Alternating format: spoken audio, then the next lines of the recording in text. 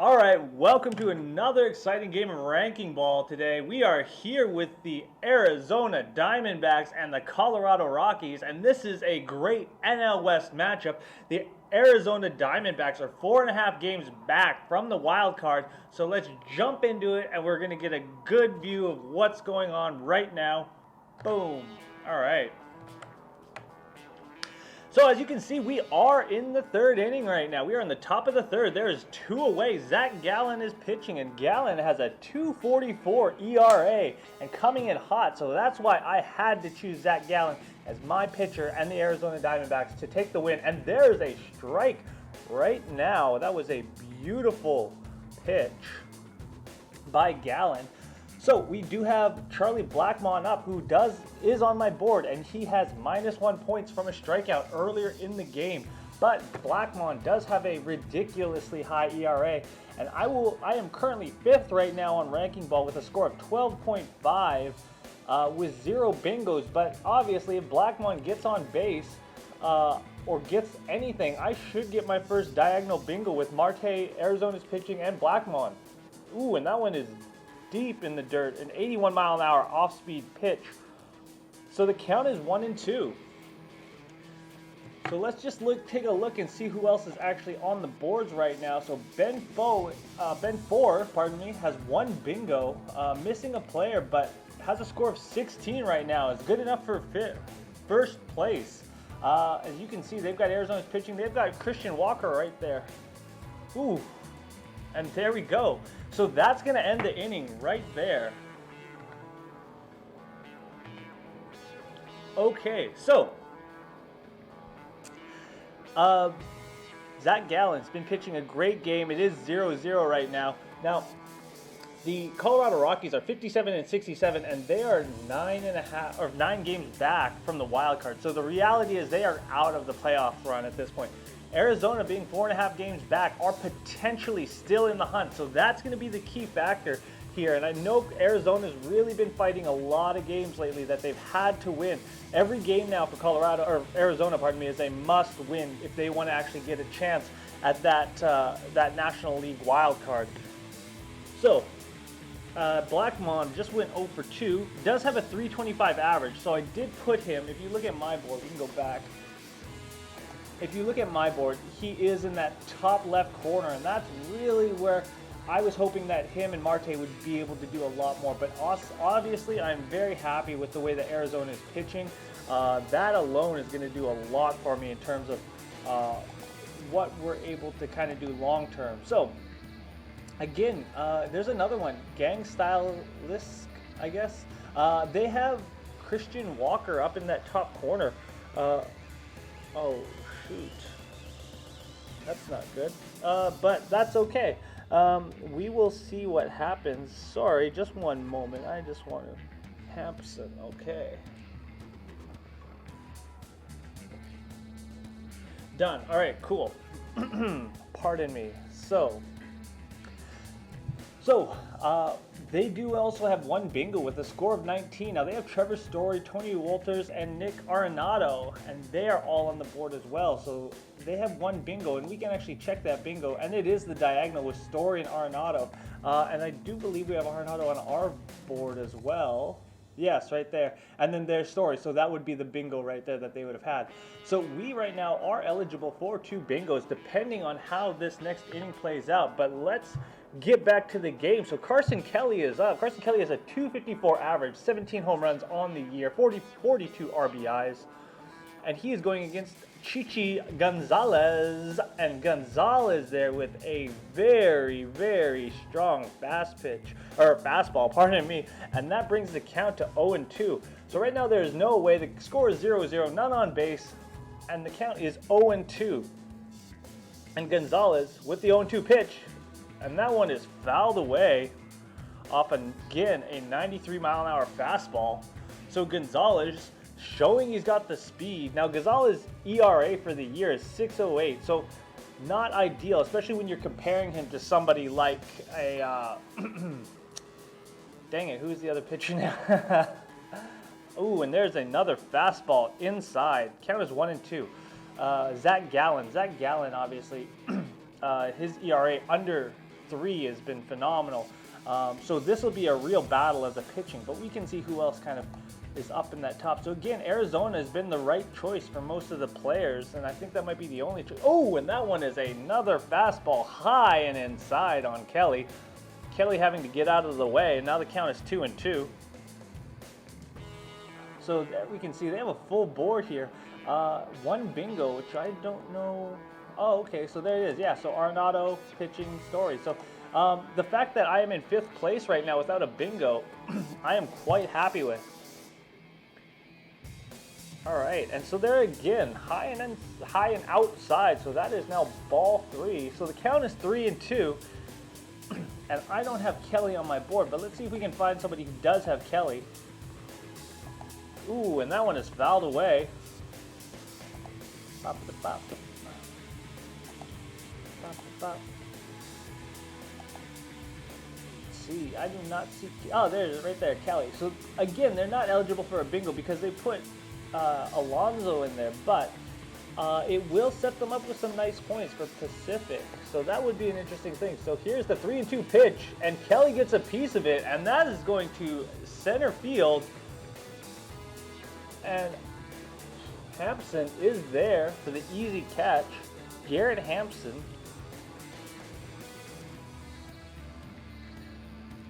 And I'm wondering if Jacob is watching this right now and realizing that the door is open and that he should close it, because that would be ideal, I think, personally. I could be wrong, but perhaps. And there we go. And we're back to the game. Ooh, and he tried to turn in, but that is low and inside. That is strike 1 on a fastball, 91 miles an hour. So Gonzalez is sitting at 37 pitches. Now, he is pitching against the other pitcher, Zach Gallen, who has a batting average of 167, but gets a short grounder to the shortstop, Trevor Story, and Story gets the throw in time. And now we have 2 away. So there we have 2 up, 2 down. And Colorado's defense is playing phenomenally. And unfortunately for us, Chichi Gonzalez is pitching very well. So let's see if we can find, who do we have? I believe we are going back to the top of the board. So we start with Jared Dyson. And we have Dyson up, but we need to find somebody else who has Dyson, because I don't have Dyson on my board, unfortunately. And until Marte comes, and that is low inside breaking ball, 82 miles an hour, and that almost takes out Dyson's legs. And that would have been really, really bad to get on base. So, there we go, Dyson right there. So again, it's still fairly early in the game in the bottom of the 3rd, so you're not going to get a lot of points around, because this is still potentially the first, maybe the second time through the batting lineup, so you don't have a lot of points on the board in general. But we'll see what happens. So, I mean, if Dyson does score here, again, it does set them up, but they do have to wait to the next inning till Tony Wolters is able to get up on base and then see if he does anything, and then they will get a strong bingo. So you can see in 10th place, Apolloic with a score of 14 does not have a bingo like myself. And if you remember, that was kind of the biggest thing last game for myself, where I only got 1 bingo because I strategically misplaced my players and left a lot of points on the board. And there's a grounder to first, but that is a great catch by Daniel Murphy, and he just tosses it right back to Gonzalez, and that is the easy out. So now we have 3 up, 3 down, and that ends the inning.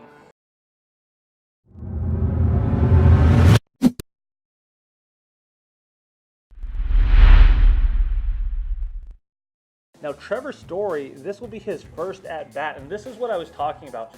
Not his first at-bat. He was walked in his first plate appearance earlier today, but on the season, he has a .293 batting average, 28 home runs, 71 RBIs, and a .933 on-base percentage. So, Trevor Story is on my board. Again, he does have 1.5 points. And Gallen goes low and inside, ball 1. Again, Gallen showing he's got the speed with that 93 mile an hour fastball. But low and inside. And there it is. There's a curveball right there. So ball 2. So the count is 2-0. Again, Trevor Story is going to get me points, but isn't necessarily going to get me a bingo. But we will see if somebody else can actually get a bingo. Ooh, again in the dirt, breaking ball. So we can actually take a look at, see, Ben Ford, you have Trevor Story. Oh, okay, yeah, you do have Trevor Story. So again, can get people points, and we're kind of in that position. Like I said, because the score is 0-0, not a lot is happening.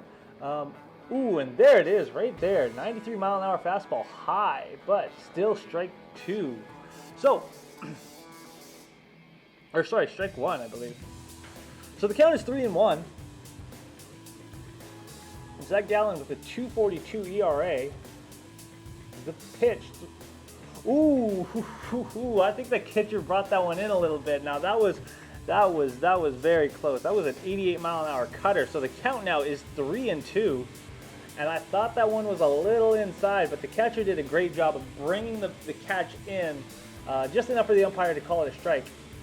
And strike 3 right there, boom, and Trevor Story goes down looking. That is strike 3 for Trevor Story, and that is going to bring his score down.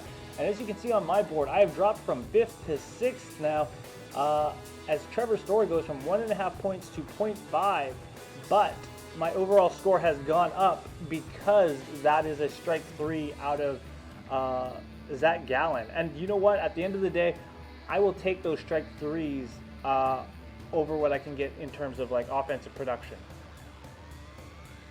And the first pitch is fouled away.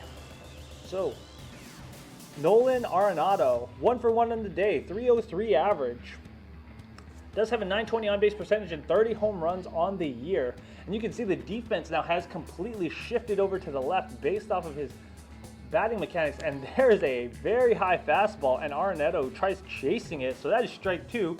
So Gallen right now up in the count, 0-2 against Arenado. And Arenado is on my board. As you can see, he's in one of those diagonal positions. And again, as I've talked about before, I went very balanced with this board, 4-4 in terms of players. And there it is. So that is the 5th strikeout for Zach Gallen. And you can see my points are evaporating in terms of what I'm actually able to do. But you can see that Zach Gallen in my pitching has gone up and up and up. So Gallen is having a great night right now. And it's going to be interesting because I think this is going to affect a lot of boards, not just mine, because you can see my score and my position is dropping. But what's also happening is we're going to have to rely on a lot of batters that aren't necessarily in that top tier batting range that are going to have to come out and produce something offensively to do something for these teams, because it is 0-0. So you need to rely on your later hitters in your rotation. Whereas typically if you can get a few hits early, I thought he swung at that one. Where you can typically get a few hits early on, it can get you out of, you don't necessarily have to rely on that. So it'll be interesting to see how that plays out. But Daniel Murphy is 0-for-1 on the day. He's got a 279 average with a 781 on-base percentage. Count is 2-1. That is a high fastball. So let's see, Daniel Murphy. Let's check for Daniel Murphy. Did not see Daniel Murphy. Count is now 2-2. Daniel Murphy. I've told you this before, but I actually do know Daniel Murphy. Guy is like 245. He's a professional bodybuilder. Just ridiculous. The 2-2 pitch, outside fastball. So 3-2.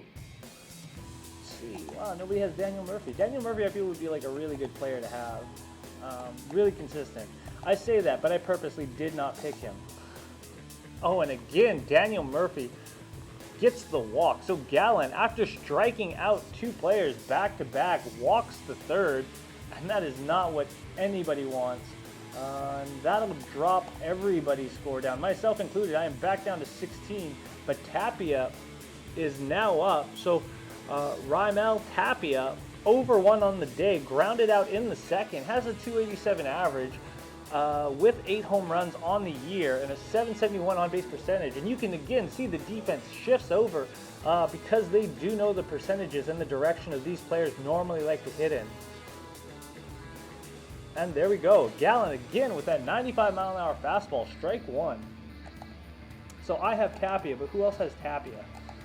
Let's see if we can find somebody who has Tapia in a good position too. But it doesn't look like these top players have him in their rotation. Ooh, and there's a drive to left field, and that'll be good for a base hit. And now Colorado has 2 runners on base and 1 runner in scoring position on second.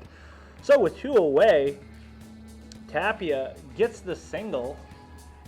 And there we go. As you can see right there on my board, I did get 1 point, but it loses a point in my pitching, so it does counter itself. We will need to see Trevor Story do something, or Arnetto and Blackmon. Again, I put Blackmon and Arnetto in very critical spots in those diagonal positions, and again, those are worth 1.5 times. The difference then comes based off of their batting averages. So I put them in those positions because of their batting average, where typically I wouldn't put an opposing team in those positions. I thought that perhaps they would be beneficial at this point. So we will see how that plays out. But we are towards that middle to last end of the lineup, and we have Ryan McMahon, who's 0 for 1 on the day, 268 average, 17 home runs on the year, and the count now is 2-0 with 2 away. So Gallon, again, after striking 2 guys out, is struggling all of a sudden, trying to find that strike zone, but just can't. And that'll be an interesting way. And you can see I have dropped all the way from 5th down to 9th. And there we go, Daniel Murphy right there. Kelly, Blackmon, Walker.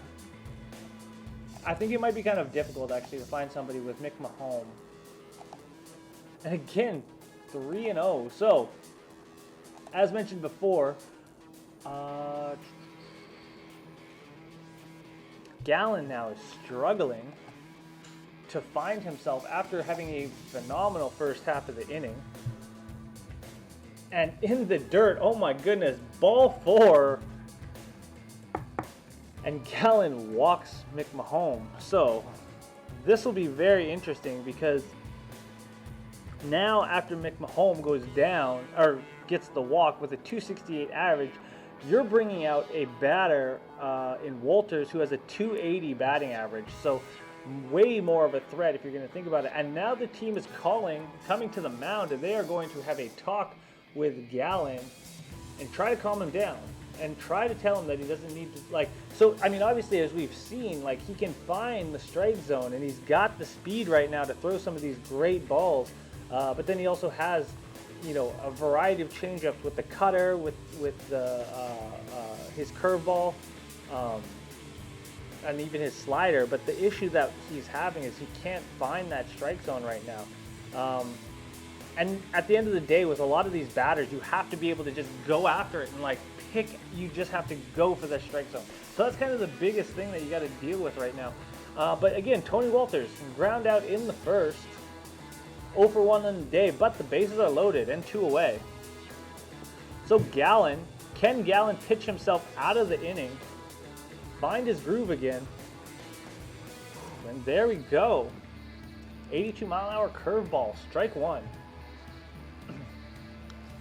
So again, top of the 4th, Arizona and Colorado are 0-0. The bases are loaded. They're 2 away. The count is 0-1. And Zach Gallen is 2 strikes away from getting out of the inning. Low and inside.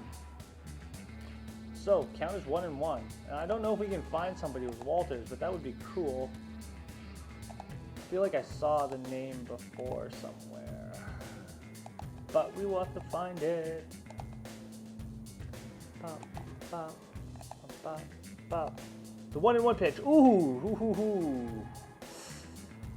Low and very inside in the dirt. Almost a wild pitch. And that could be dangerous when you're in this position, because obviously there is a threat of them stealing home plate. Oh, and there we go. Walters right there. So we can just watch Gang Stylisk, I guess. And just kind of see how they play out. Again,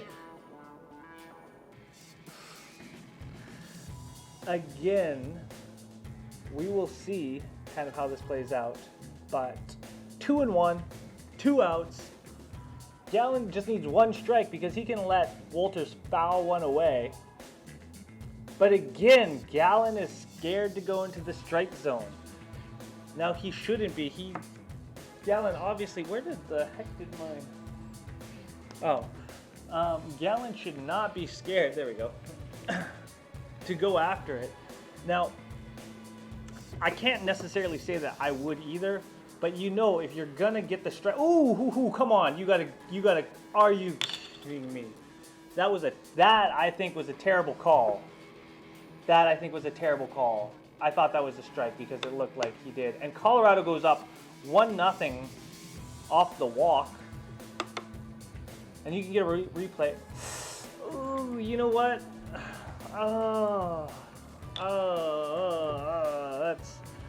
That is a very, very ugly way to get a run. Like, super ugly. Garrett Hampson is up 0 for 1. Did have a ground out in the third. 213 average. And only 2 home runs on the year. Comes up with 2 away. And the bases still loaded after the walk. Colorado is now up 1-0. And Gallon goes with a 95-mile-an-hour fastball. And that is strike 1. Oh, man, and you can see, so I went from 5th, and I'm back down to 20th now. With only 11 points, and I needed points, but Gallon is giving up runs where we don't need them, and in the worst possible way. Well, a grand slam would be the worst possible way, but we will not talk about that now because hopefully that does not happen. That is the last thing that we want, but he needs to get out now. It would be great. So obviously Garrett Hampson, if he gets Garrett Hampson out here, we end the inning when we get out with only 1 run. That would be great for Zach Gallen. And obviously in the next inning, he starts with their pitcher, so that should be an easy out. And that one is fouled away, so that is strike 2. And now Gallen is 1 strike away from getting out of the inning. So stay calm. Throw it down the middle, put some heat on it, go with that high fastball.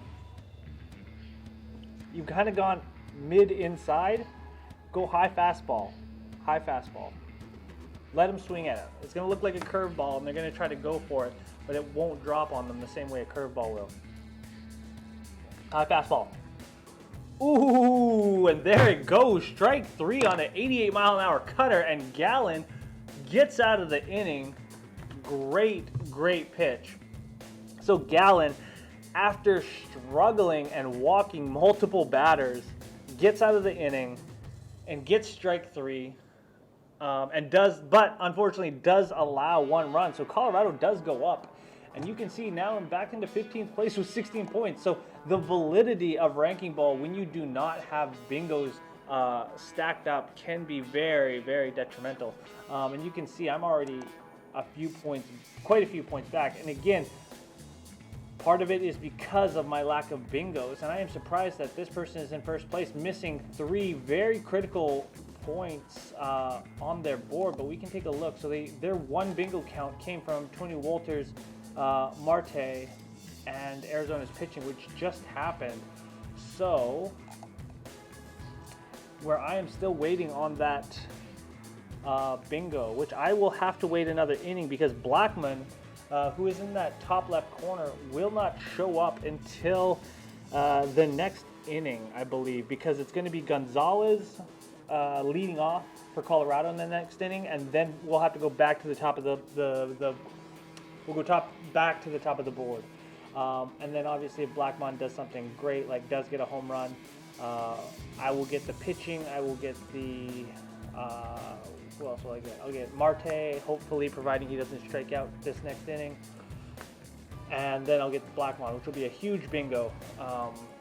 And just clear points. So basically what happens, one of the things that you have to be aware of is like right now, one of the reasons why my score and why my overall positioning on the board is going up and down so much is because I have these points on the board, but they're very fluid, right? So they're not locked in. Whereas, let's say I get the bingo with Blackman, Arizona's pitching, and then Marte. Those points are now locked in, and whatever that score is, that is now my base score. And now I can only go essentially up for the most part, providing my pitching stays in the same position. So that's kind of like, you know, you want to be able to lock those points in and get the bingos. Otherwise, they're just too super fluid and going up and down. So it becomes a lot more volatile in that sense. But Chichi Gonzalez is still up, and now we do have Marte. So we are in second batter in the lineup. But again, Marte did get walked in this first plate appearance, but does have a 320 batting average, so a legitimate threat. So obviously, he has the highest batting average of everybody on both teams. So that is why I put him in that critical bottom right-hand corner where I have the diagonal and the most expensive horizontal and vertical zone. So he was somebody that I thought would really be able to perform today. And obviously with the walk, did kind of get some performance out of him. So I will take it. But the count is 1-2. The 1-2 pitch, and Marte digs it out of the dirt, but that is popped up to shallow left field. And Tapia is there for the easy out, so that is one away. So Marte does not perform when we need him to. And hopefully, Eduardo Escobar will. But we will have to see as we watch Zach Gallen get Gatorade. How enthralling is that? That is a storyline. Talking about Zach Gallen getting Gatorade. Oh, that looks just like water. Wow, that's so amazing. Oh, gosh. Oh, and they have Red Bull out there. You all see that? They had Red Bull actually on the bench. That's funny. So, Escobar, 0 for 1 today. Had a flyout in the first. Has a 273 average, 28 home runs, and 98 RBIs on the year. Again, in a very critical diagonal position. Ooh. That is a tight, low and inside, ball 2. So, low and in 2. So, I will just be set up for more bingos and everything potentially with, ooh, there it is. There it is. So, that's a 92-mile-an-hour fastball.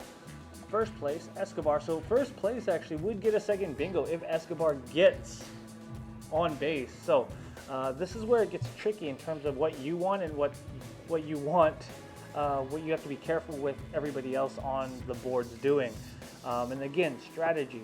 So right now I have 0 bingos. This would give me my first bingo. Or no, this wouldn't even give me my first bingo. This would just set me up for more bingos. But this would give the leader, UOU Love Star, their second bingo and put me even further behind in the points. Ooh, and there it goes, and there's a little one-hopper to the shortstop, and that's good for an easy out. So Gonzalez grounds out now and gets no points. Or sorry, no, not Gonzalez. Escobar grounds out, and there's now 2 away. So Escobar is going to remain at 0, and we do now have David Peralta coming up. Now Peralta 0 for 1 as well, 272 average, a 7.95 ERA, and 12 home runs on the year. Now, one of the funny things is, Chichi Gonzalez, I did not expect Gonzalez to have this kind of game, to be able to be holding off Arizona this much. So, you know, I say that, but I do have a very balanced board with what is out there. But we can see, because it's Peralta. What? Are they calling that a strike? Wow, okay. Okay, that was a very low strike. I don't actually agree with that at all. That was,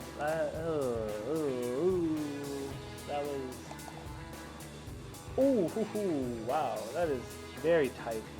Very tight. So, count is 2-1. See who else has Peralta. Somebody else have Peralta? Peralta might not be that popular.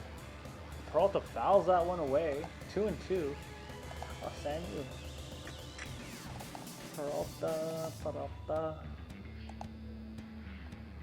Do not see. I do not see. Number 10, Peralta. Does not have Peralta. This is crazy. This is crazy. I actually am very... The 2-2 pitch. Ooh, high and outside fastball, 93 miles an hour. Full count. Sorry, we checked that one already.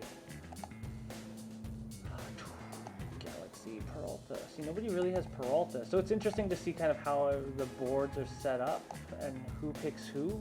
That's definitely one of those things. Ooh, and Peralta gets one that bounces off the mound, but in time for Trevor Story.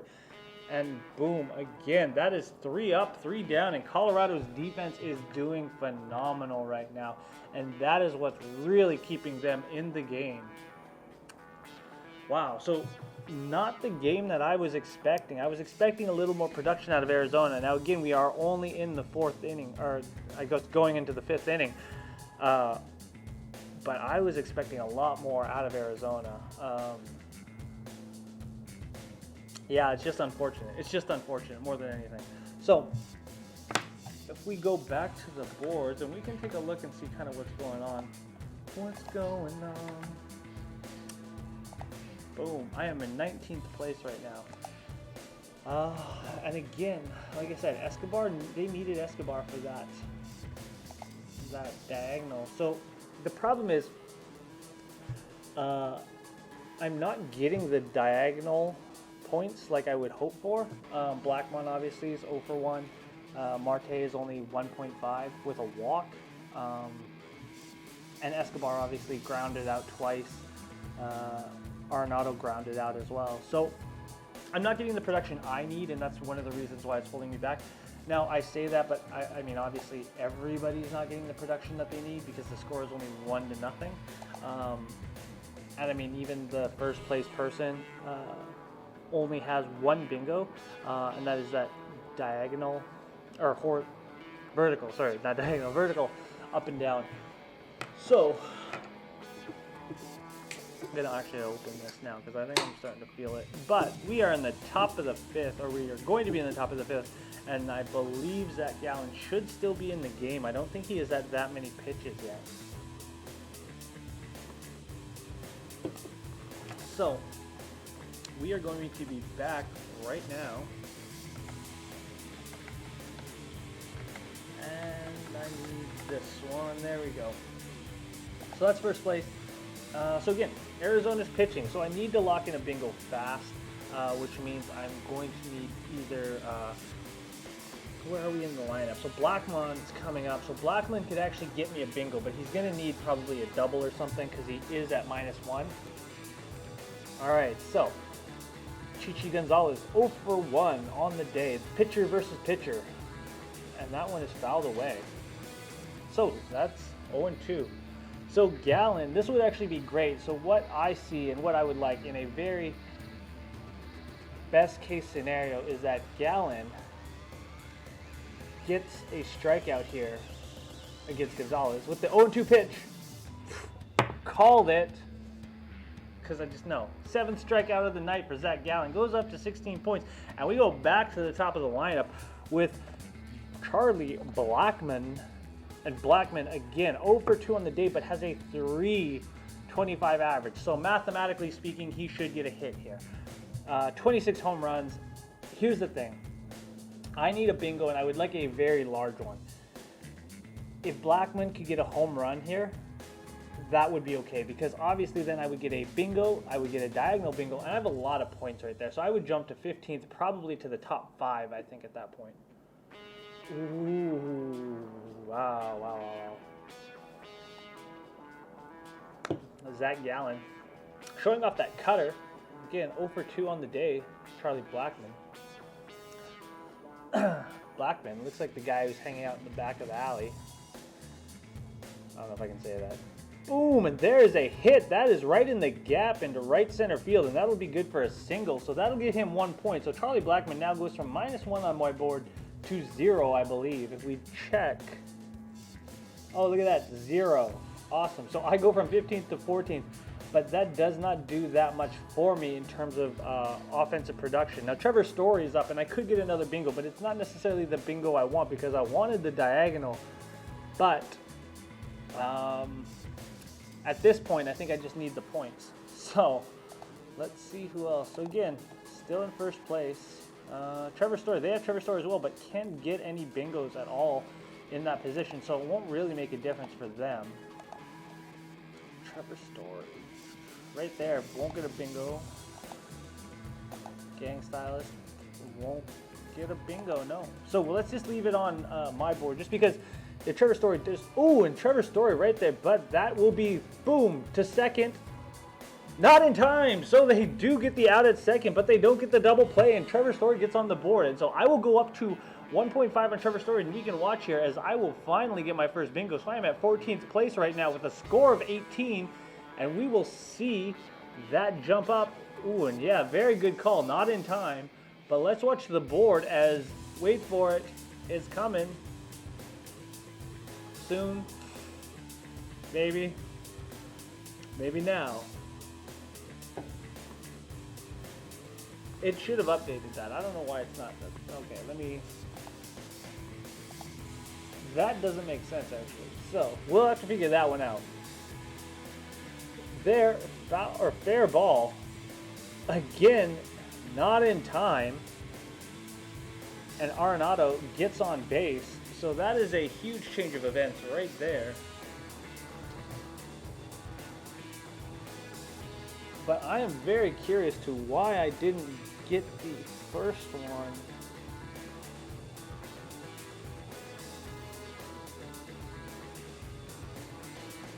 As you can see, Jake Lamb gets the ball at third, but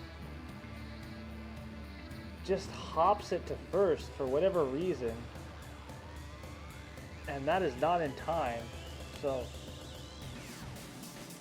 this is not good for Gallen, because obviously Gallen, giving up one run already, now has 2 runners on base, 1 in scoring position at second, and Daniel Murphy is up, who had a walk in the 4th and 1 run. It's now 279 batting average. So this is a really weird situation, because I don't actually understand, because Arenado got on base too, so I don't know why that's not registering. That's really weird. That doesn't make sense, actually. Why? Because I should have points there and I should have points there. So that might be something that we look into. So we are currently, what inning are we in? We are in the top of the 5th. Okay, and so Story did not get me points when he should have, and neither did Nick Arenado. Okay. So that is something to be aware of, which does not actually make sense. Huh. Okay, so Daniel Murphy is up 0 for 1. The count is 1-1. And there's 2 away. Ooh, and there's a 94-mile-an-hour fastball. And that one is high and outside. But Murphy chases for it, and that's strike 2. So right now, Gallen is 1 strike away from ending the inning, getting out of the top of the 5th without actually allowing any runs scored, which would be huge for him right now. But does not do that on an 84-mile-an-hour changeup. Come on, Gallen. But that's weird, because Arenado, unless, I mean, I don't think Arenado had minus points. I didn't think he did. Maybe he did.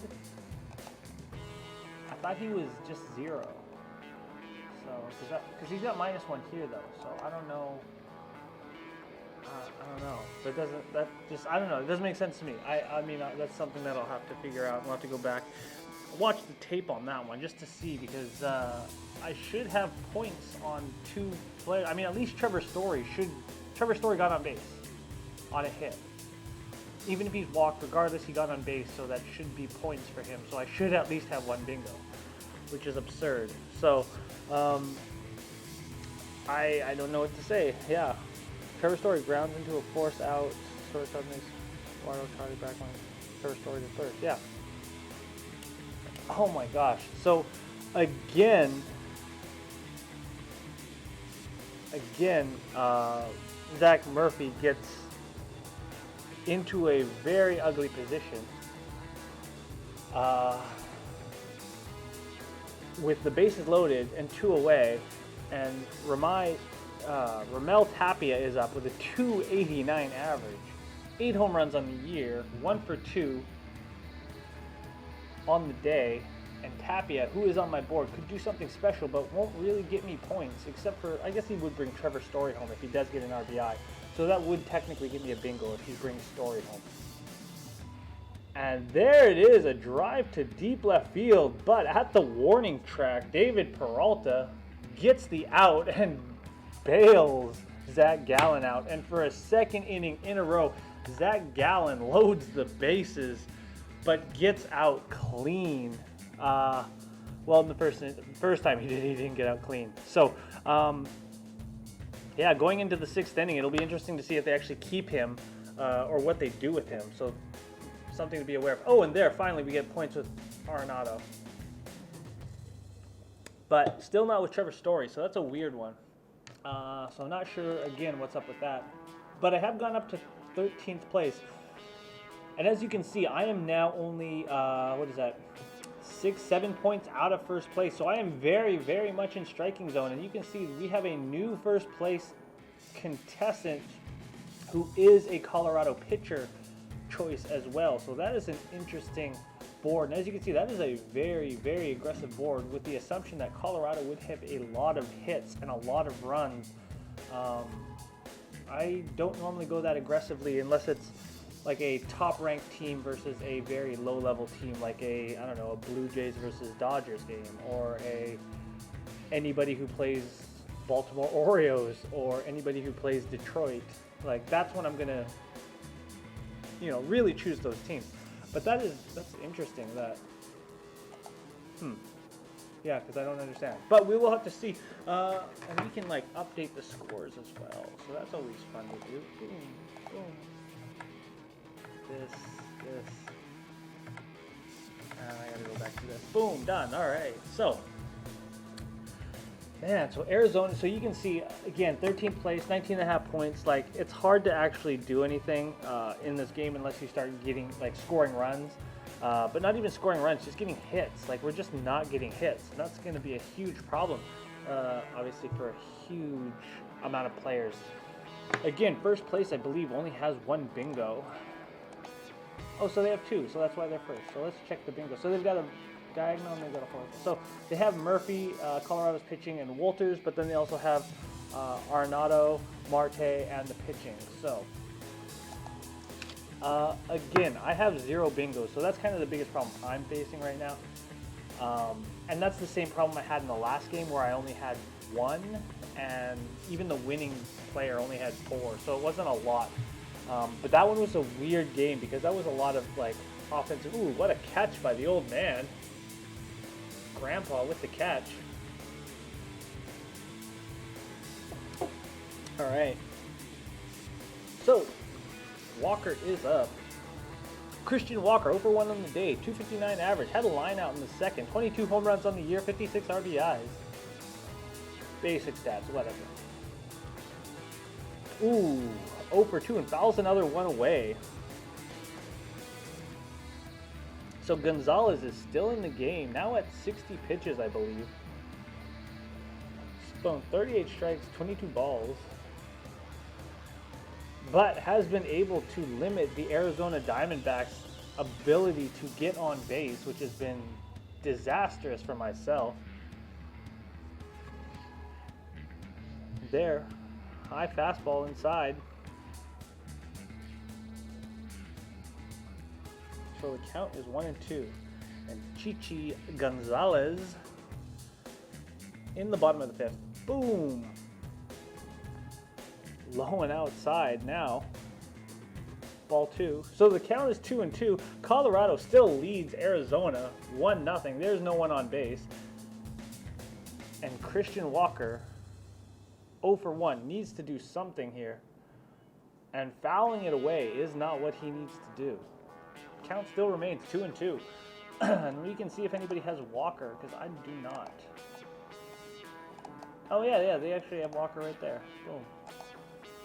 Okay, but again, doesn't do anything. They've already got bingos locked up. Walker. Walters, close. 2-2 pitch. Ooh, and there's a line drive all the way to Arenado. And he passes that to Daniel Murphy, and that is just in time, obviously. There's the out. So now we are going to go to Lamb. So Jake Lamb, dude, that guy looks so young, like crazy young. Jake Lamb, 0 for 1 on the day, ground out in the second. On the season, has 217 average, 5 home runs, 17 RBIs. So we will see what Lamb does, and if we can find somebody who has Lamb, that would be interesting. Oh yeah, there we go, Jake Lamb right there. Boom, first time. How many times has that happened? I have to like dig through a bunch of people. Oh, Jake Lamb, yeah, okay, let's just maybe, I don't know. If we go down, obviously we find people who have him, but ooh, Lamb pops one up to left center field at the warning track, but Tapia is there, and that's 2 away. So Jake Lamb, and I believe Nick Ahmed, but I don't think I have Nick Ahmed on my board. Do I? Oh, I do have Nick Ahmed. Okay. Again, Nick Ahmed will not get me any points at all, but what I've realized is that if Blackman gets back up and does hit something deep, that would be huge for me, because you can see I am actually eligible for 2 bingos, a vertical with Blackman, Tapia, and Arenado, and then a diagonal with the Arizona pitching and Marte. So Blackman is the player that I need to get a hit. But if Ahmed wants to get one right now too, that's cool.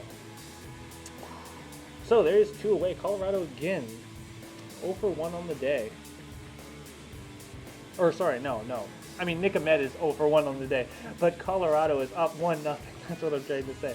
And with 1 ball, Gonzalez low and outside on the cutter.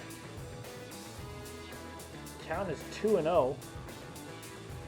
Nick Ahmed would be great if you could get on base, even if it was a walk at this point. Just give me more points, because I am now at 13th overall with a score of 19.5. Ooh, ball 3. And they might end up walking Nick Ahmed.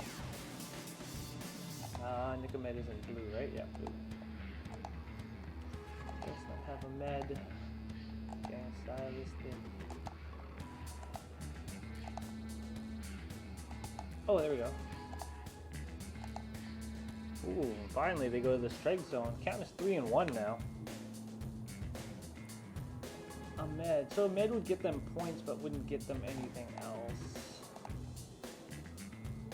I'm not going to put him like Nick Ahmed in a critical position personally. The 3-1 pitch. Fouled away. Strike 2. Sanu, Nick Ahmed doesn't, again, can get points for a lot of these players, but doesn't really do a lot else. Yeah, they have a lot of points on the board. I think at this point there's a lot of players, like myself included, that have a lot of points on the board, but are not able to connect bingos yet. Ooh, and there goes Nick Ahmed, strike 3. And that's 3 away, so that ends the 5th inning. So that's not good, because now Nick Ahmed is, I'm going to drop. I'll probably go down to 14th or 15th now, because Nick Ahmed will get -1. Nick Ahmed. Okay, so again, just, yeah, so there's the minus. Oh, so great.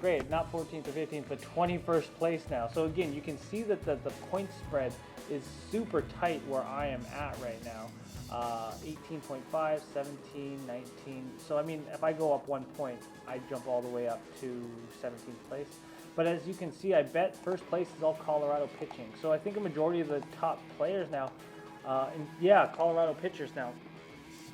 So unless Arizona right now is actually able to do something offensively, Colorado looks like they are going to take a very, very slow 1-0 win in this one. That would be a very interesting. That'd be very interesting. I don't know. I can't imagine that happening. I would hope that doesn't happen. But you know, baseball could be 1-0. It's like a soccer game, right? And we all know how exciting soccer is. I mean, soccer is super exciting. Because soccer is the greatest. I can't say it. Football. We can talk about football, but yeah. So 1-0, man. Okay, so we are going into the 6th inning, 1-0 right now, and neither team really like. Here's the thing. the reality is neither team is actually producing anything offensively. It's purely, purely just because Zach Gallen loaded the bases and then walked somebody.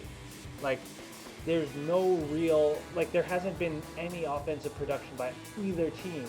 It's honestly been like one player just messing up and walking everybody else. Like, if Gallen doesn't walk that player with the bases loaded, it's still a 0-0 game.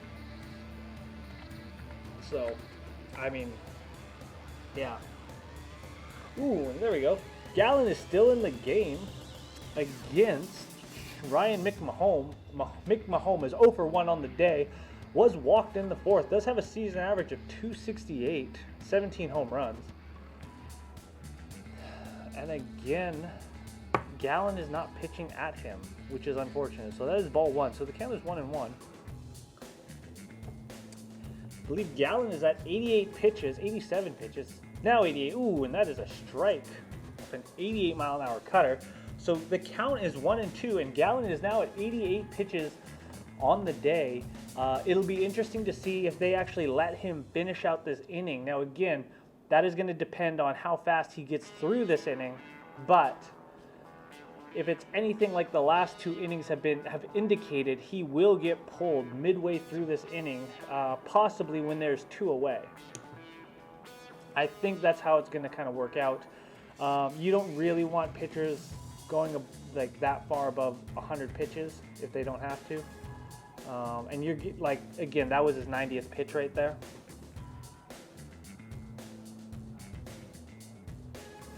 So we will have to see what happens. So the count is 2-2. You can see Gallen is throwing 53 strikes to 37 balls, but I don't know. There's another ball.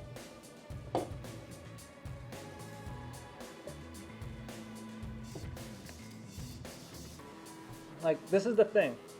And now you've pitched yourself into a corner and you can't throw around the strike zone. You have to go at it. And again, Gallen walks another player.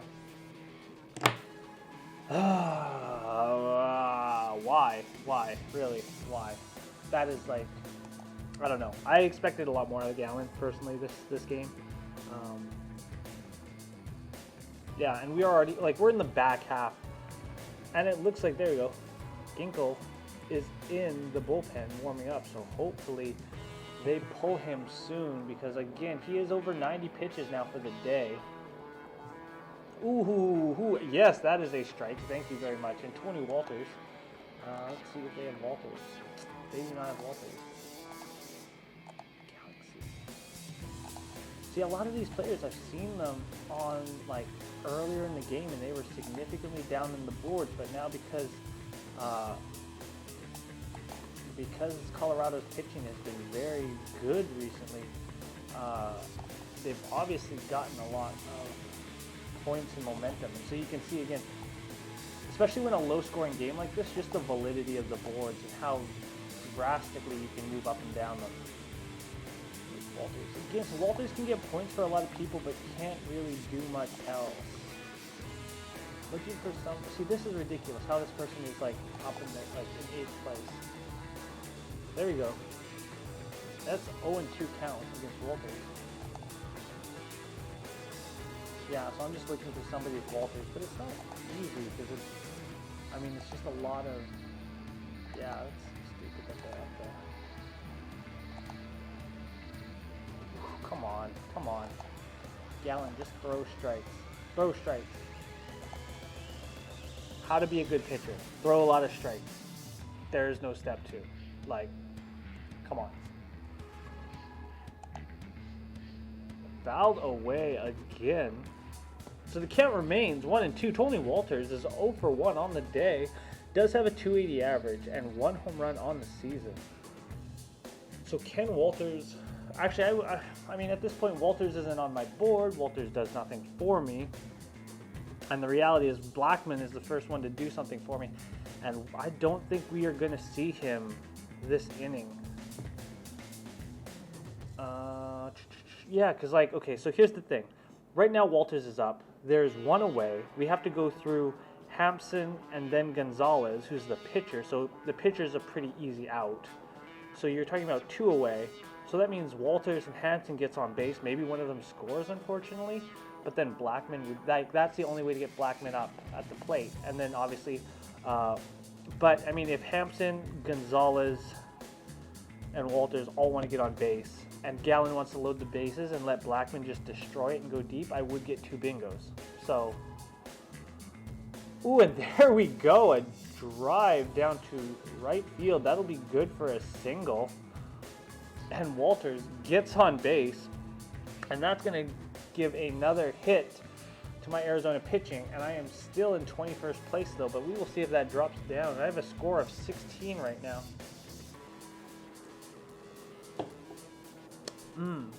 And Garrett Hampson comes up 0 for 2 on the day, a ground out and a strikeout. 212 average, 2 home runs, 15 RBIs. But again, it would be great if right now he could just get on base. Like, I just need him to get on base. We can let Gonzalez strike out, and then Blackmon would come back up and then just send it deep, and I would get 2 bingos, and that would skyrocket me back up the board. Maybe, I don't know. We'd have to see. Because those bingos aren't really going to be worth much, to be honest. Because I am way down. Like, this person who is in first has 3 bingos, and it's like, if you don't get bingos, you're just not going to...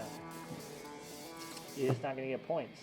And so you can see they've got 2 right there because Walters got on base. So, good for them. Glad everything works out for them. That they're really happy. Oh my gosh, and there's a drive to left center field. And Peralta is there. Gets the out. Holds the runner at first. So, that is now 2 away, and we have Gonzalez up. So this could end the inning for Arizona. And as you can see, Gallon now at 100 pitches. So Gallon is at 100 pitches. Chichi Gonzalez is up 0 for 2 on the day with a 0 average. Chichi Gonzalez, can he do anything? Ooh, and there is a strike on a 94-mile-an-hour fastball.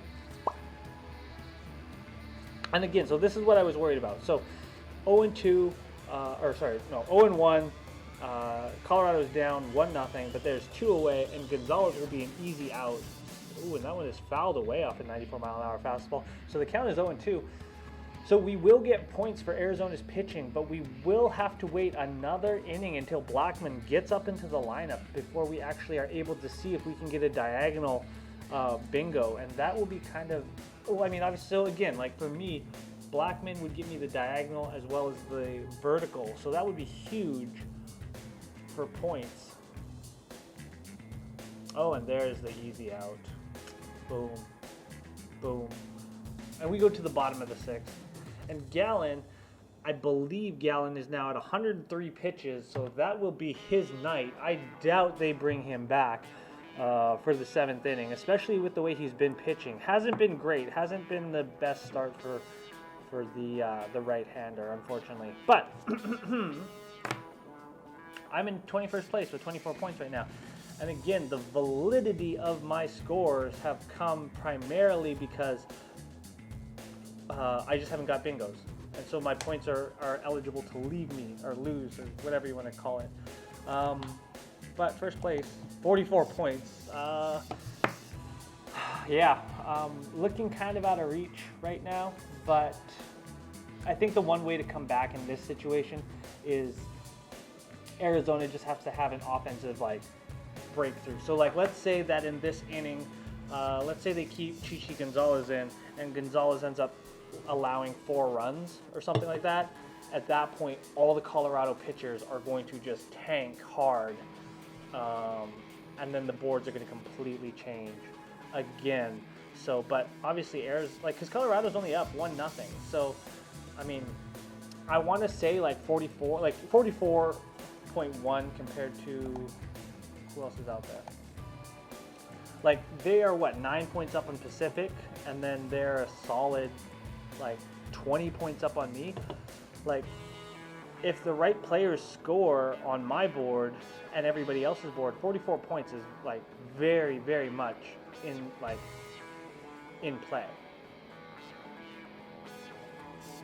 And as I mentioned before, we're still very, very early into this game. So, I mean, we're talking about, you know, we're going into the bottom of the sixth. I mean, we have 3 innings left, so you're going to get maybe 2 more at bat for everybody. So, I don't know. There's a lot of movement available, and so it's one of those things that you really can't get too worried about. I'm going to have faith in the team until maybe the 8th inning, and that's when I get a little more nervous about, and not even just nervous, but looking at like who's up, how many outs, if they're going to get through the lineup, that kind of thing. And that's where it gets a little more, I guess, worrisome. I don't know. I mean, like, I worry more about it then, because if you can't get your players on base or like up to bat, then you can't get points. So that's kind of, you know, one of those things. But anyways, we have Carson Kelly up 0 for 1 on the day, who had a fly out in the third. He's got a 253 average, 17 home runs on the day. And let's see if we can find somebody who has Carson Kelly. That might be kind of hard. Ooh, and Kelly pops one up to center field, and that's a one-hopper, just good enough for a single, but Kelly gets on base, and the tying run now for Arizona is on first base. And so that is exactly what Arizona needs, because now Zach Gallen will come up into the lineup. So you can see, boom, just pops it right into the gap, right into shallow center field. Good enough for a single. Zach Gallen is up, but they are actually pinch hitting Josh Rojas. I have no idea.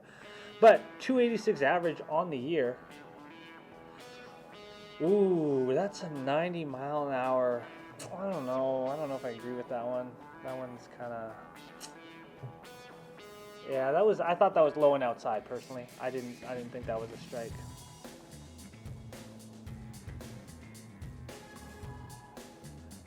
Ooh. Oh, you didn't call that one a strike? That was low outside too. You didn't call it. Actually, so interesting fact here. So if you look at the pitching statistics, you know, we talked about Zach Gallen. There's Gallen right there. Now, we talked about him being at well over 100 pitches. Well, not well over, but at 103 pitches on the day, compared to Gonzalez now, who only has 75 pitches. So it'll be interesting to see the comparison and how fast Gonzalez is able to get out of this inning, because if he was able to get out of it fast enough, Gonzalez could still be good for another inning.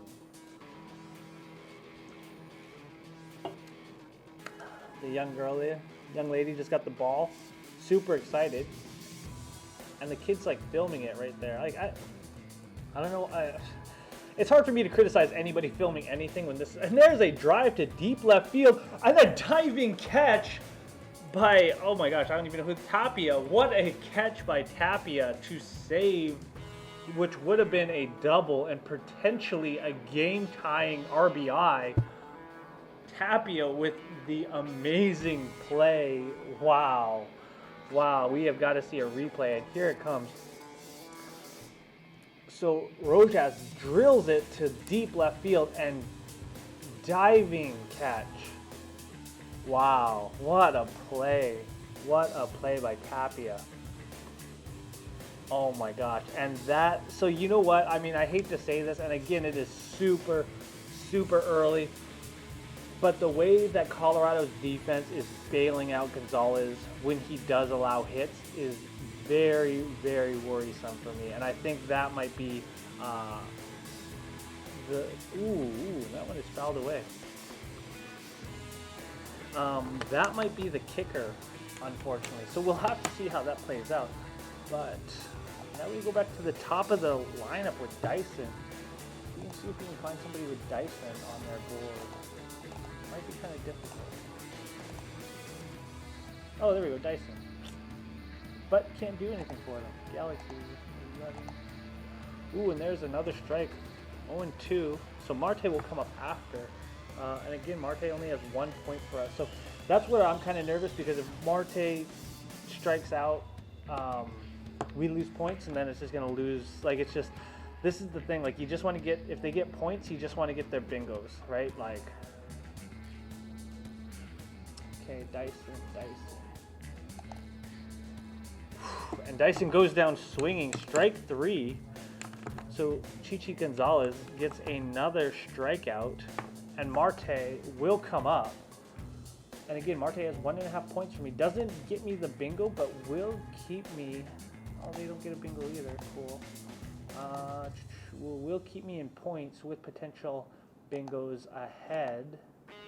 Now, it should be easy to find Marte on boards, but it might be harder to find him in a position fouled away where he will actually score points. Yeah, especially because I think a lot of the top players are all Colorado pitching. Okay, so Marte there. Marte drills it to deep right field.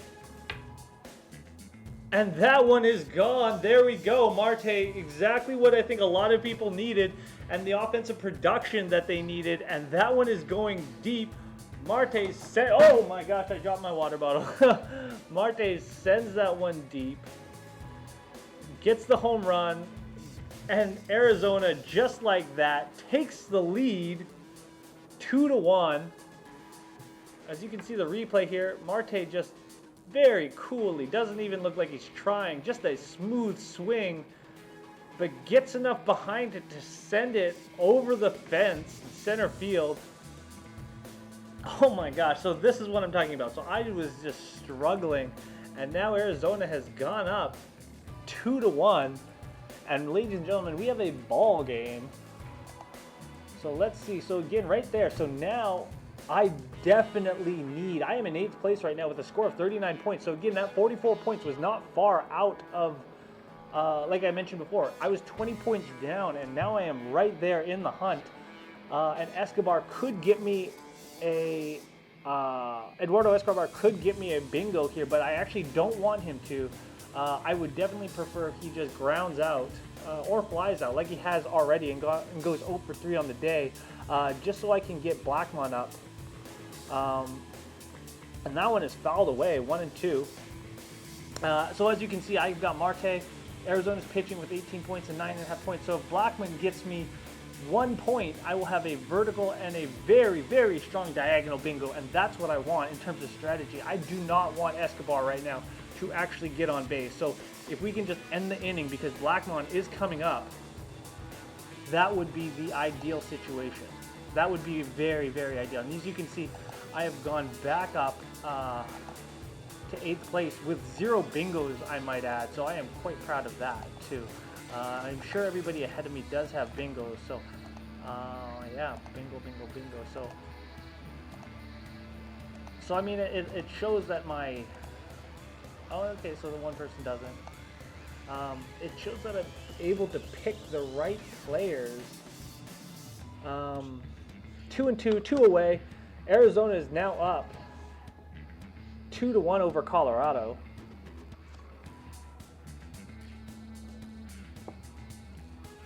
Ooh, and there's a hit, a drive to right field. Bam! Charlie Blackmon gets the catch, and that is going to end the inning. So Arizona off a, off a Ketel Marte home run, and RBI does take the lead, and that is just unbelievable. So we have a complete change in the game right now. So let's just go back and just. So, okay, so again, Escobar did exactly what I needed him to do because, again, Charlie Blackmon is coming up. And if Blackmon wanted to hit a home run, I've got 18 points for my Arizona pitching. I could take that hit and still be okay with it. But Blackmon, I just need a base hit. Like, I think he's over 3 on the day or something like that. But so I need him to do something so I get some bingos and get in the game. I'm close. I'm 8th right now, but it's not enough. And we actually look back. So this was the first place person before, again with 3 bingos.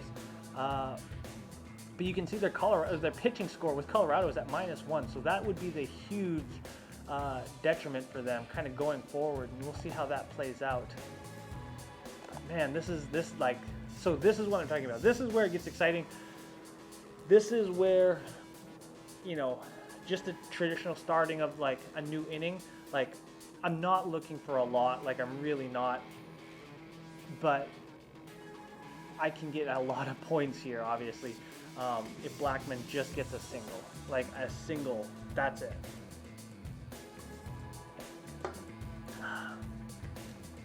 Just a single. I like, again, diagonal, vertical, 2 bingos of one player. Like, I don't remember the last time I've been able to do this. I had this, like, I had it lined up last game where I could have got 3 bingos in multiple positions had players done what they were supposed to do, but none of them did what they were supposed to do. And so it just messed everything up. Like, it messed everything up. Yeah, so, okay, so we do have a new pitcher in. Kevin Ginkel in 7 games is 1-0 on the year with a 2.57 ERA. Okay. So, Charlie Blackman, 1 for 3 on the day, 325 average, 796 on base percentage, 26 home runs. Blackman, if you want to hit a home run, you have my permission. You have my permission. I am 8th place right now with a score of 39 points, and Blackman needs to get on base right now. I don't care if he gets walked. If he gets walked, I'll still get 1.5 points. If he gets a single. So he had a single in the 5th, and I need him to get a single right now. I need him to do something. Anything but strike out, because this is going to be a critical point in the game. And there is a hit right down the first baseline, but that is not going to be in time. Oh my God.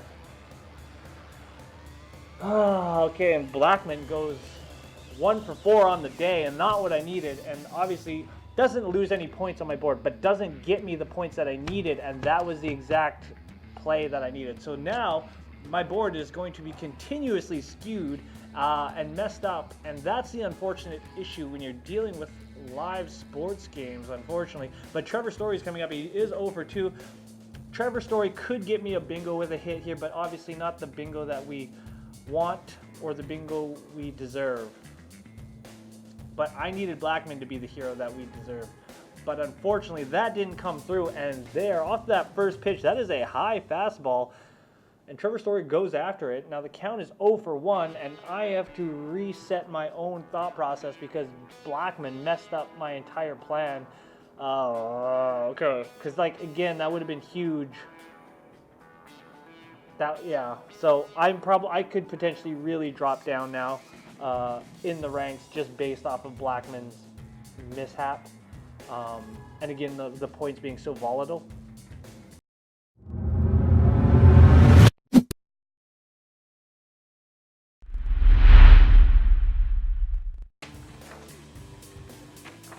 Oh.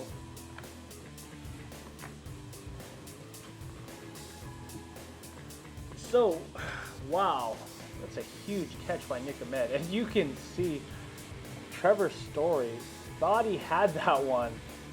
I thought he had that one. And now Arenado is up, who does have 1 point for us. And this is the part that I was worried about. If Arenado strikes out, we're going to lose points on him. And that's not what I wanted to do at all. But he is 2 for 3 today with 2 singles. He does have a 304 average, 30 home runs on the year. So if he does want to send it deep, that wouldn't be the worst thing either. And there, maybe he just did it, but no, Jared Dyson is there and gets the out. So that is going to end the inning. So 3 up, 3 down, and unfortunately, dang it! Like, I'm actually I genuinely needed Blackmon to do something there, and he didn't, and that just sucks for everybody. It just sucks for everybody. So we can update this. And we can go back to here, and then we can go to here. Up, 8th place, 42 points. So remember, we were talking about how 44 points was not that far out of reach, and now we have 42 points. And again, in 4th place, and you can see that person who was in 1st place is now dropped down to 4th place. but they are still in 4th place because they do have 3 bingos. And remember, I, on the day, have 0. I repeat, I have 0. So I believe David Peralta will be coming up to bat, and it will be interesting because Peralta can get me that first bingo, but I'm going to be honest, I'm in a position where I'm very greedy right now because I need the points, where I would prefer very much if he did not get on base, but we could just cycle through and get back to Blackman. If we can get back to Blackman and Blackman can get like a massive home run, like the double bingos, plus like with the diagonals, like if you look at that, I have 30 points right now. I have over 30 points for that diagonal, plus whatever Blackman does times 1.5. Like that's gonna do a lot for me, like a lot for me. So that's kind of what I'm hoping for. But again, the reality is because we have to go all the way back through the lineup, because I think. Yeah, so Arenado got out. So we'd have to go through Murphy, Tapia, Mahome. So Tapia there again would have to get points. Walters, Hampson, Gonzalez. Like it's way too risky to have to like go back through that lineup, and risk losing points and stuff like that. But man, if Blackman just performed, I don't know, if Blackman just did what he was supposed to do. Actually, it'd be great if he just didn't strike out in the first inning. If he didn't strike out in the first inning, like, everything would be fine because he doesn't strike out, then he's not -1 for that point. So when he does get the single, like, oh my gosh, okay. So this is the frustrating thing because, like I said, at 8th place, I am close, but not close enough. You know what I mean? So, count is 1-1 after that fastball. So Peralta is 0 for 2 on the day, 271 average, 12 home runs on the year. And he is on my board. Now, Peralta, if he gets on base, will give me a bingo. But again, as I've mentioned before, not the bingo that I want, but perhaps the bingo that I need. We will have to see. But it is interesting because Gonzalez is actually still in the game. And again, high fastball, 90 miles an hour, 2-2. It's interesting because Gonzalez, as mentioned before, who's the other pitcher? Zach Gallen was over 103 pitches, and Gonzalez is still only at 92 pitches. So don't expect Gonzalez to finish this inning. And that one's fouled away. But it is interesting when you can get your pitcher to go all the way through to the 7th inning. Really saves your bullpen. Makes a huge difference for later games, obviously. But again, the thing with Gonzalez is Gonzalez, minus that home run, has been bailed out a lot by his defense, and that has made a huge difference. So Peralta, gets a chip down the left baseline, and that'll be good for a double. Well, he is going for the double. Tapia gets the ball, but the throw is not in time, and that is a double. So there's my first bingo of the day, and right there you can see it just cleared off. And again, exactly what I was talking about and why I didn't want it, because I have one bingo, but my score did not really make a difference like it would had Marte gotten the diagonal and the vertical. So I've only gone up to 7th place now with one bingo. So that bingo essentially irrelevant. And again, not what I wanted. I wanted Blackman to perform. And this is kind of the issue that we have. So now again, I still have the pitching in the center, but I don't have that huge home run and RBI from Marte with that 9.5 points. So lost out on a lot of points there, which really, really is unfortunate because Blackman kind of messed everything up. And it looks like Chichi Gonzalez will be done for the day now after 94 pitches. But we can see, so there's a new first place, again, with only one bingo. So that would have been, that would have been the diagonal that I would have liked to have. So they are now in first place because they have Marte, who had the 9.5 points, the pitching, who I believe would have still also had 21 points like I did, and again had Peralta with a double with 2 points. So that would have been a huge bingo right there. Which skyrocketed them into first, and that would have been the one that I wanted. Now, so that would have been me if Blackmon had done something, and then obviously I would have got the vertical as well. Even if it was minimal points, it still would have added up to a lot more points than what I did have. So that's what I'm talking about. That's what I missed out on because Blackman effed me over. So thanks, Blackman. I'm gonna write you a tweet right now, actually, and just talk about how you ruined my ranking ball. I should be the one in first. That person has one bingo, and they're in first place. I should have been the one to get the diagonal with Blackman and the vertical with Tapia and Arenado, but Peralta had to mess that up. Come on, Peralta. Gosh. All right. That's just frustrating. That's like, it's just frustrating. It's gonna be okay. It's gonna be okay. Whatever. I don't care. Oh, and you can see, so the former first place player who was, I'm not gonna pronounce the name, but remember they were up, and again they have 3 bingo counts. They're now in 8th place, so we did jump them. And it'll be interesting to kind of see again how the rest of the game plays, because we are only in the bottom of the 7th. Arizona could still do something offensively, and I know Charlie Blackman will get to go back up through the inning, possibly not until the 9th, but I believe we will see him again. So maybe Blackman can do something for us, maybe. But I really do wish I put somebody else in that top left corner instead of him.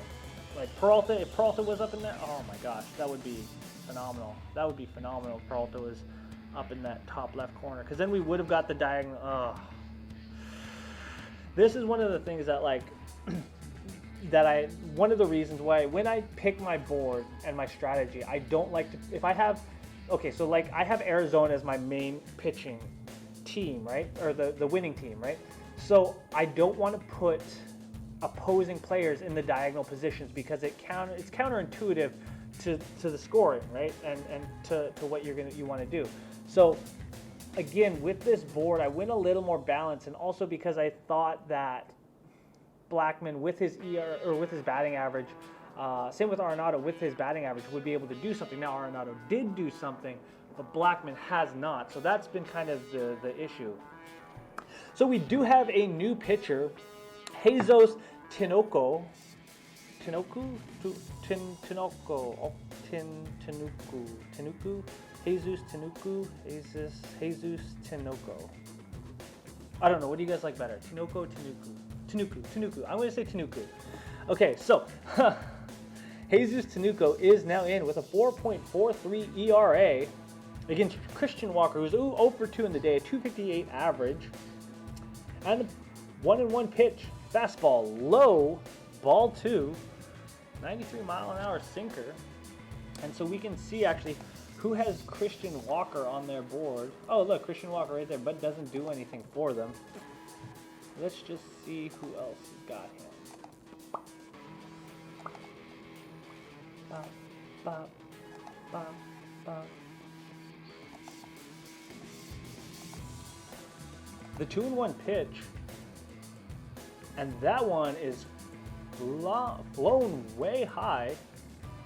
Ryan McMahon is there for the catch, and that is 2 away. Or is that 1 away? That's 1 away. Sorry, 1 away. Okay, so we don't have to look for Walker now, but we do need to look for Lamb. Jake Lamb. So, Jake Lamb comes up 0 for 2 on the day, a ground out and a fly out, a 215 average, 5 home runs, 17 RBIs, and a 761 on-base percentage.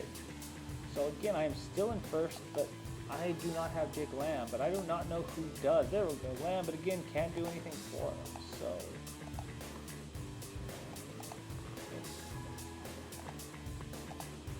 Lamb.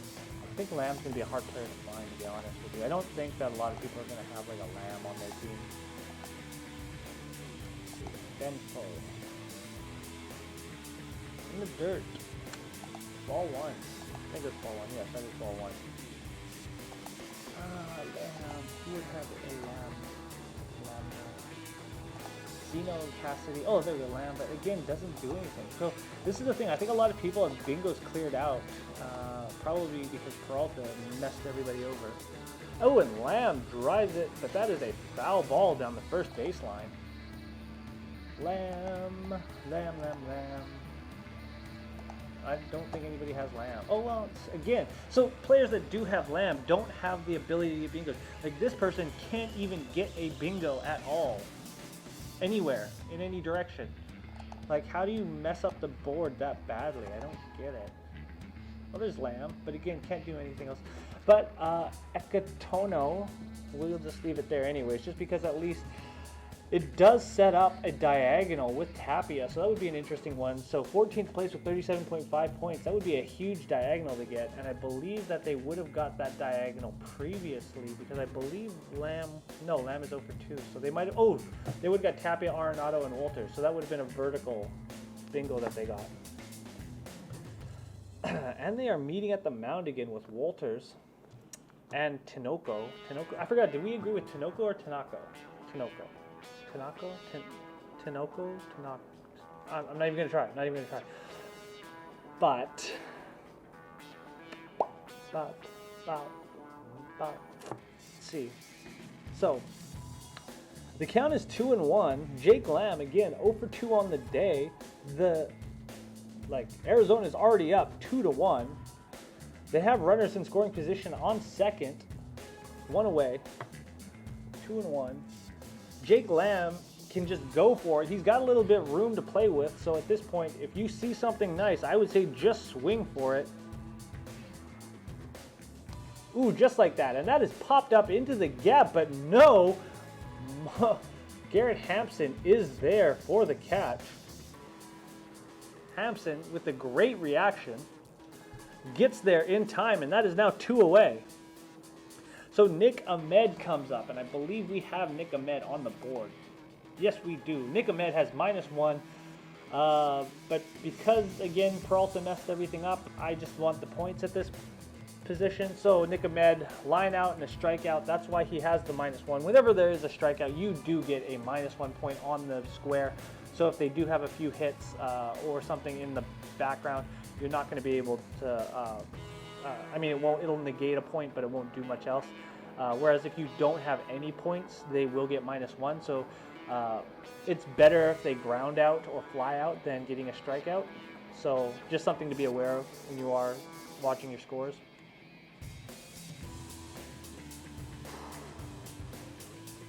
Tinoco with a 94-mile-an-hour fastball. 0-1. Nick Ahmed, again, 0 for 2 on the day, 273 average.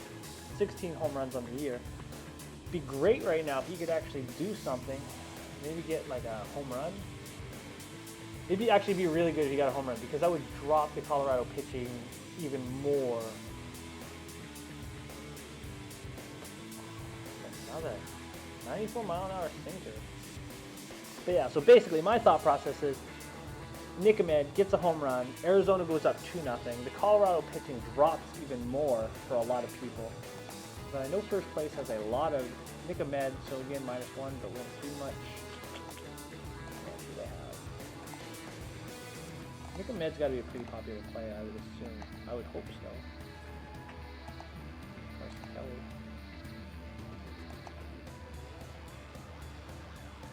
I'll probably screwed that person over. Boom! 2-0 pitch, fouled away. Strike 1. Let's see. I'm trying to find Nick Ahmed, so it's going to be hard, I think. Oh, there we go, Nick Ahmed, but -1. Wow, okay, so they could get 2 bingos here. So Q Ting could get 2 bingos if Nick Ahmed gets any sort of positive points. Providing he gets a double, or anything else. He could get a single as long as he got an RBI, but that one flown very high. Walters is there and gets the out, and that will end the inning. So that is 3 away. And again, as mentioned before, oh, that's not good. As mentioned before,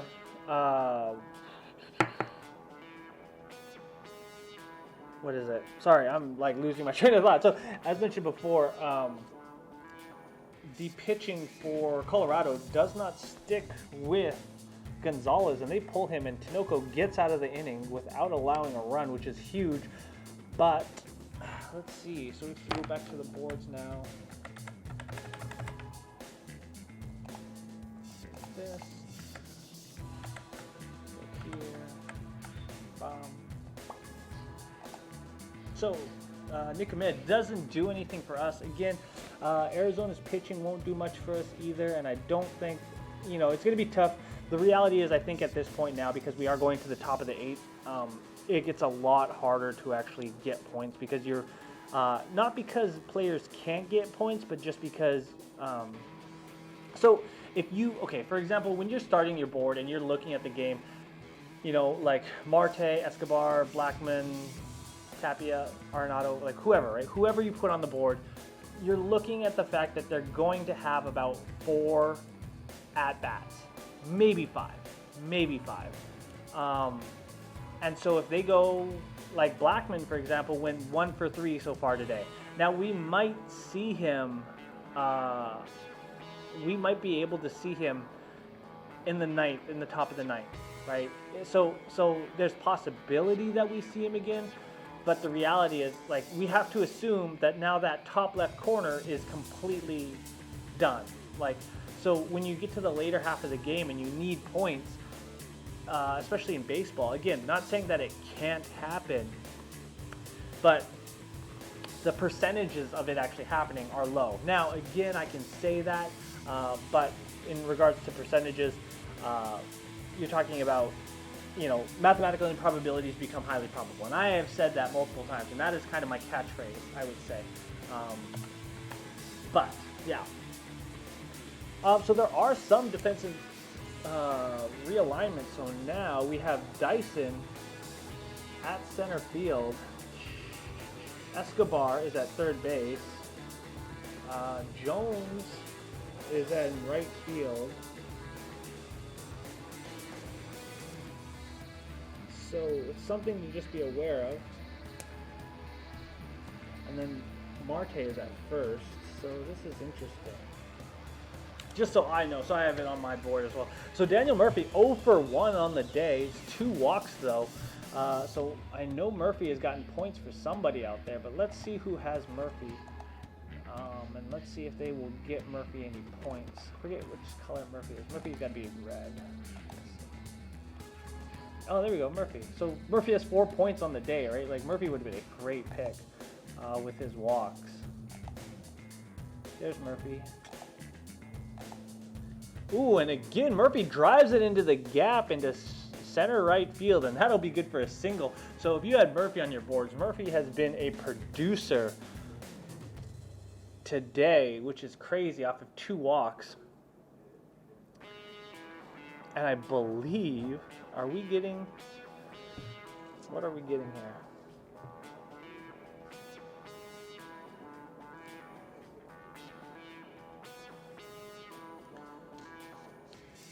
And Tapia, again, with that great play. And Tapia is now up. So we are, where are we? So we are 5th in the lineup. So yeah, like with no outs, ooh, and there's a bunt, but that goes foul. It'll be interesting again to kind of see how, and I've dropped a place because obviously, who was it? Whoever was last up did get the out. But yeah, so Tapia is now up. Tapia is 1 for 3 on the day. So yeah, because of Daniel Murphy getting on base, my Arizona pitching lost 1 point, but Tapia is now up, and Tapia does have 1 point for me as well. 1 for 3 on the day, and fouls that one away. Loses his helmet on the swing.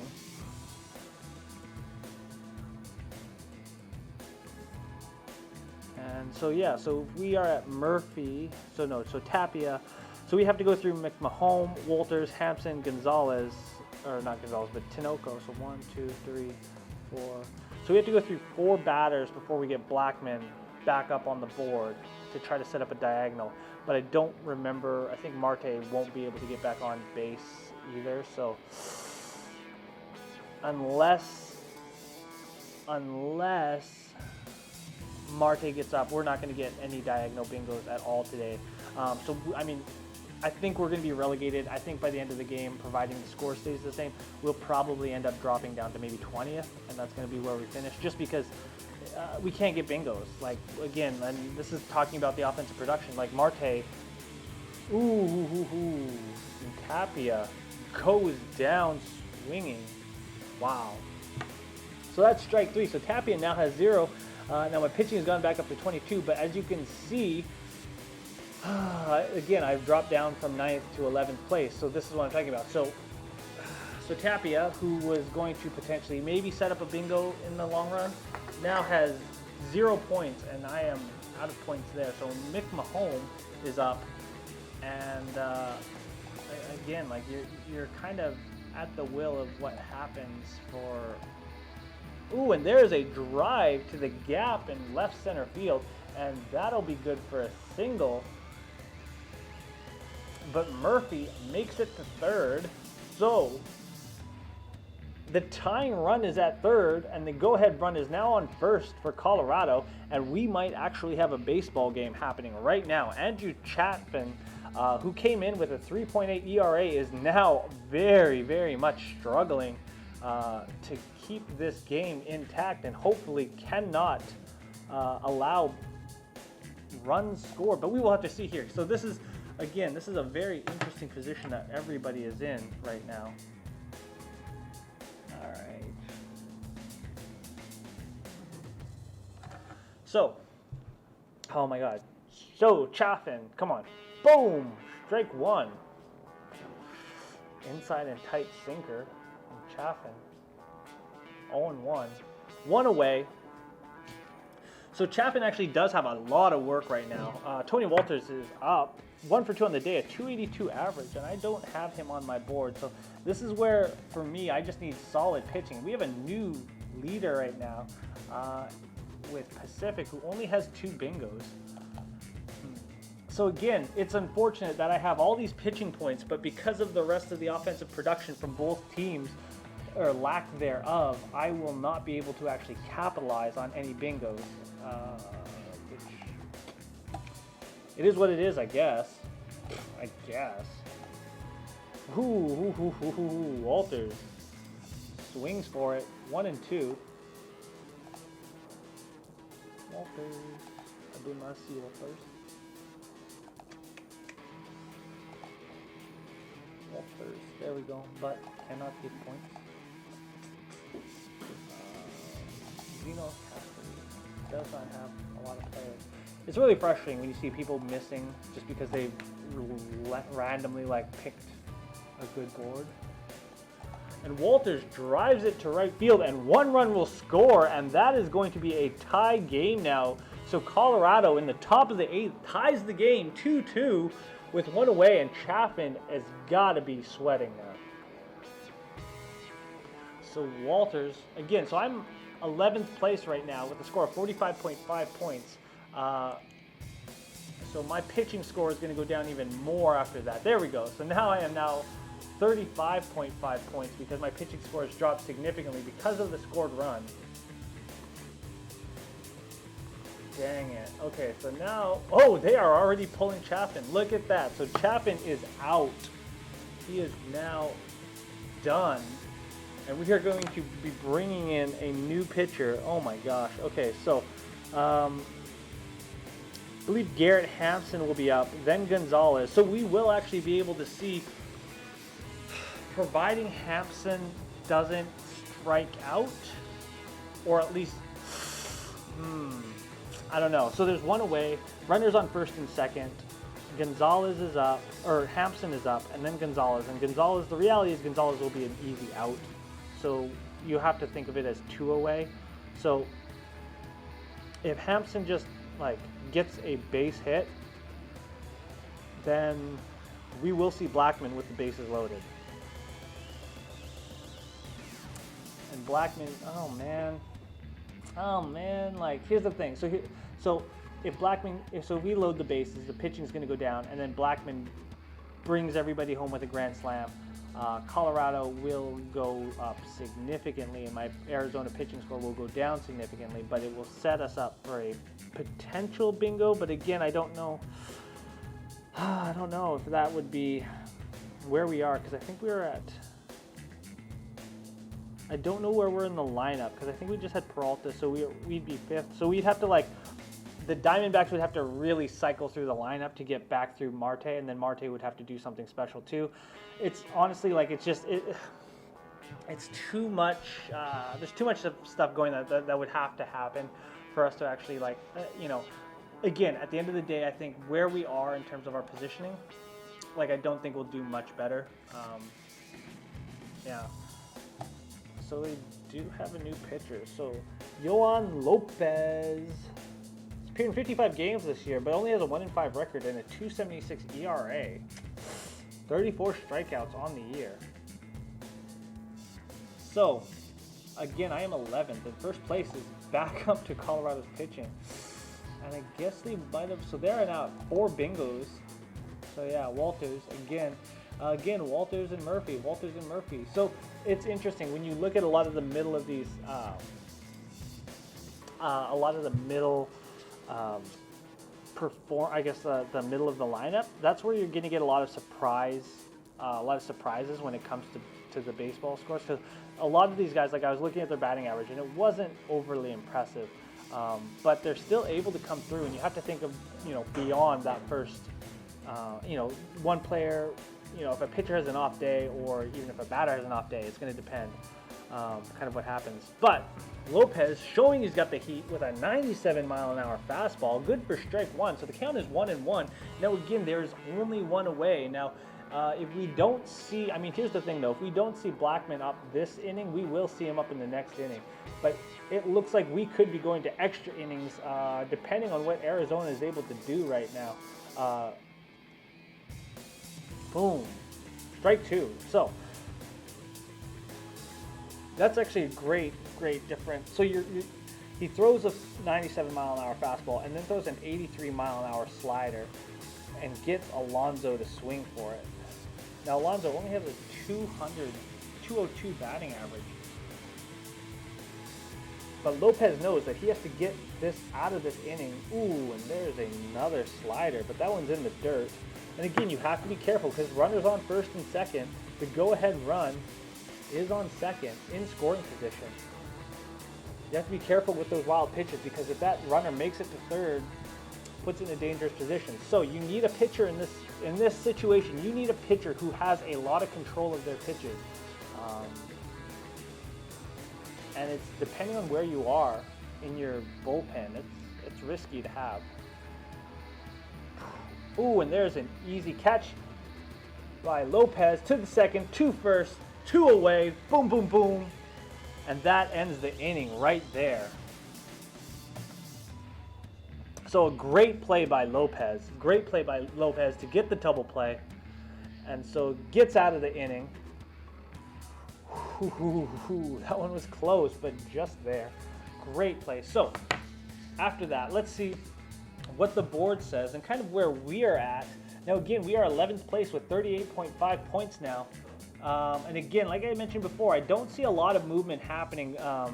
We'll have to see because that was Alonso. So when we come back in the next inning, in the top of the 9th inning, we'll have Tinoco, who is the pitcher, up. So that might be an easy out. But then you're having Blackman, who is only 1 for 4 on the day, batting well below his batting average.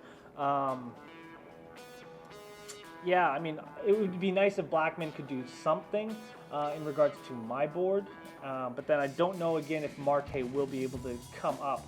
But we can take a look at first place, and again, first place just has 4 bingos. Like that's like Walters and Murphy has 2 bingos for them. Like 2 bingos, like it's not a lot, but when you're talking about such a close game like this, singles and doubles add up very, very fast, and then obviously those make bingos, and like even an RBI here and there, it's huge. So, but with 1 bingo in 11th place, I'm quite happy with that. But obviously, you want to do much better. I'm choosing players and placing them in strategic positions based off of their statistics, in the optimistic chance that at least 1 or 2 of their hits will be able to produce something. Now, in certain situations, they are able to, but unfortunately for Arizona, Colorado's pitching has been very, very good this game, and that's obviously limited them offensively, and so that's kind of what's held me back. But also, Again, like I said, I normally wouldn't put an opposing team in a diagonal position like I had with Blackman and Arenado. Now, it has and has not paid off because Arenado did get me a bingo, my only bingo. But Blackman is the player that has continuously failed to perform in a very critical position. And I put him there because of his 326 batting average. But again, because he hasn't done anything, it hasn't been able to really do anything for me in terms of ranking ball. And so that's kind of been the issue, and that's what's holding me back. And we were in the position earlier where I could have had the diagonal bingo, which had 31 points, and then, I mean, obviously plus whatever Blackman did, and I would have had the vertical with Blackman, Tappy, and Arenado. But Blackman, again, refused to perform. But we do have Wade Davison, who has a 6.81 ERA, and Carson Kelly is now up. So Carson Kelly, 1 for 2 on the day, 256 average, 876 on base percentage, 17 home runs. So it would be great if Carson Kelly could do something, but I don't think anybody really has Carson Kelly. I didn't see anybody with Carson Kelly. And Kelly drills it to deep left field, and that one is gone. And just like that, Carson Kelly gives Arizona the lead late in the bottom of the 8th. Kelly saw the ball and said, "Let me get you back to your seat. Let me help you," and drills it deep left field over the fence. And Arizona goes up 3-2 in the bottom of the 8th. And if you want to talk about clutch plays right there, that is one right there. That is, I believe, that was the second pitch of the game. And it is crucial that when you start that leadoff batter that they get out. Wow. And I don't want to call it a game too early, but that looks like that could be it. So I'm 11th place right now, and let's just see who, if anybody, had Carson Kelly. I don't know if they would have. Oh, look at that. Carson Kelly. First place has Carson Kelly. And obviously gives them 8.5 points right there. So that's huge. And they do have 2 bingos as well. So we can take a look at their bingos. So again, Marte and McMahon. So that's, again, McMahon was a wild card, I think, in terms of picking players. But huge play. And we have Adam Jones up. And I don't believe anybody has Adam Jones because Adam Jones is a pinch hitter for the pitcher. And that is a strikeout right there. So just like that, 3 quick strikes for Adam Jones. And Adam Jones is 0 for 1. On the day. So we go back to the top of the lineup. Jared Dyson. Wow. Okay. So there's a lot just happened there, like in quick back-to-back concessions. So Colorado is now down 3-2. We are in the bottom of the 8th, and Jared Dyson is 0 for 3 with a 257 average with 1 away. Ooh, goes to bunt, but that is a low cutter into the dirt. And Dyson actually has to jump to avoid it. Oh, that's 1-0. If that's happening, I almost want to take the hit. So Jared Dyson has a pop out, a ground out, and a strikeout. But again, 7 home runs, 24 RBIs. If they throw a cutter in the dirt, I might take that shot to the ankle. And then, and there's a drill. Gets past the shortstop into shallow left field. And that is good for a base hit. And Jared Dyson now goes 1 for 4 on the day. 2 for 4 on the day. Apologies. 2 for 4. And Marte is up. So this is going to be huge because, again, we will see Blackman later in the next inning. And Blackman needs to do something big. But Marte, if Marte can bring in another home run and another RBI, that would set me up with a great diagonal coming up again. But we will have to see what happens because I know everybody else has Marte on the board again. Marte did a lot for them as well. Let's see, because I know he's going to be a popular player.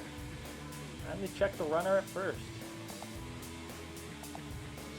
Marte, right there, boom, diagonal with Peralta. I don't think we'll see Peralta again. Yeah, so they would get a bingo here. So this person, UOU Love Star, will get a bingo. And they are currently ranked 4th with 56.95 points with 2 bingos. And they will get a 3rd if Marte does anything. And obviously if Marte gets a huge hit or home run, we'll be able to actually see some possible movement. And Love Star might move up to the top of the boards at this point.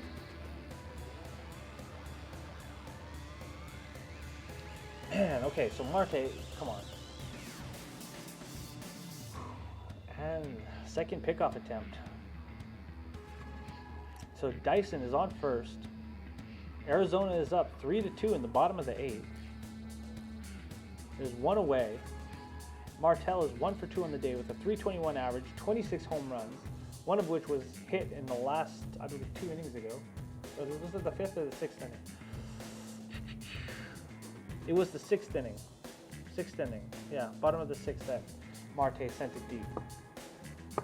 Oh, there we go. So this season, Jared Dyson actually has 26 stolen bases, which is second in the MLB. So, Marte does anything, UOU Love Star will get a bingo. Even if they walk him, I would take a walk, because even at that point, I would get points and at least set something up that maybe I could get a second bingo, which would be huge. Now, I don't know if it'll be enough to put me in first, but it'll definitely get me a lot closer, especially with the way that my pitching and my Arizona pitching has gone in terms of points, because I'm sitting at 21 points, so anything times 1.5 would be huge in this position. So the 2-0 pitch, ooh, and they go for the pickoff, and it is high, and that goes to shallow center field. Oh my gosh, and now Jared Dyson gets 2 stolen bases off of that one. And Tony Walters looks like he is hurting right now. The trainer is coming out. Something happened there, so we will have to see, because that pitch was off target. So something is going on right there. So as you can see here, boom, and there's the throw. Oh, but looks like maybe he twisted his knee wrong or something. We will have to see on this replay. So he gets up, ooh, and Walters goes right down immediately after the throw. And that might be a sprained ACL or MCL. That is not a good sign right there. When he goes down like that off of nothing. So that's got to be a strained ligament. So basically what I think has happened is, and this is a very common thing with athletes when you're making a lot of these quick movements like this, is your knee will buckle like that. And basically, so the way that the kneecap is connected, right, is like this, and you have a ligament that runs straight down and under. Now that's the ACL, and then you have the MCL, I believe, on this side, and the PCL, and those ligaments keep the knee in check. And basically what I think happened is he just, oh, so you can see right there with his right leg, I think it was his right leg, yeah, or it might, yeah. Can't tell if it's his ankle or if it's his knee, but it looks like it. I think it might be his knee. He just, when you put pressure on it the wrong way, it's going to sprain one of those 3 ligaments, and that can cause a lot. Like that can just, it's super painful, obviously, but it's surprisingly easy to tear an ACL. That's why it's such a common injury, and it's really just, you know, you just put pressure the wrong way for like half a second and it goes like that. So. Marte is still up, so let me remind everybody, Marte is still up, and that is a foul ball, so the count now is 2-2.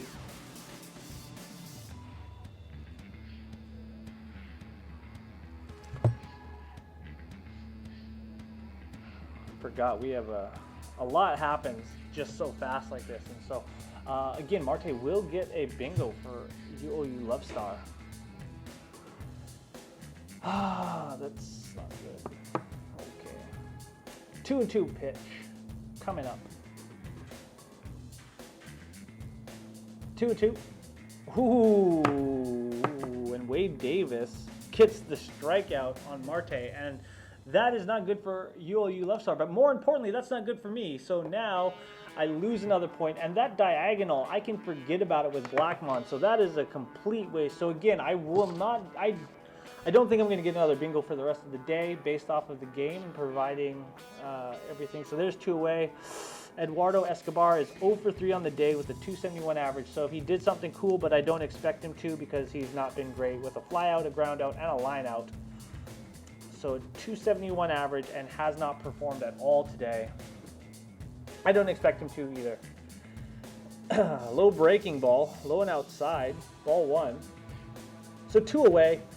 Colorado is now down 3-2, and it'll be interesting to see how they respond offensively and if we actually end up going to extra innings today.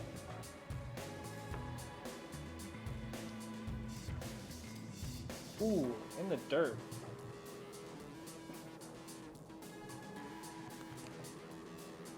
So Davis, 6.94 ERA, 1 runner on third. The count is 2-0. Now any wild pitch, and you could see a stolen base by Dyson. Woohoo, just outside. 3-0. And Eduardo Escobar can get me points, but let's see who else he can get points, if anybody. Pacific does not have Escobar. Eduardo.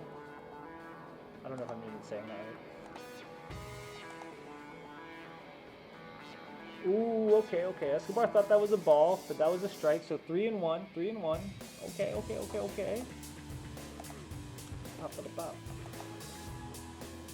And see, it's hard to find Escobar. I'm actually surprised. Escobar was one of their better players. King. 3-1 pitch. Lou, and Escobar gets the walk. So 1.5 points goes to Escobar. Boom, right there. So if Arenado in the ninth, the top of the ninth, can get up to bat and actually get something, I might actually get another bingo. But as you can see, I've gone from 11th to 13th because of Escobar, and Peralta is coming up, and they are pulling Wade Davis with 2 away. So a lot to go over here. So now I've gone to 13th. And as I mentioned before, I think even if they win, I will finish probably around 20th just because I don't have bingos. Same kind of position, same problem happened last time where you're leaving a lot of points on the board. Now obviously, I had a diagonal set up and I had a vertical set up, but Blackman refused to perform and just like screwed me over in terms of points, and I remained very low on points, and I obviously still don't have multiple bingos at this point. So one of those things that you just kind of got to deal with, I guess, unfortunately, because that's just the randomness of the game itself. But we can see who has Peralta, because I believe Peralta is up. I have Peralta, but it doesn't do much for me. Once we find Peralta, then it'll be good. We can kind of get a feel for who else has him. Yeah, it freaking sucks when you're like losing points over stupid things. Like, especially when like good players don't perform. Like that's the really frustrating thing.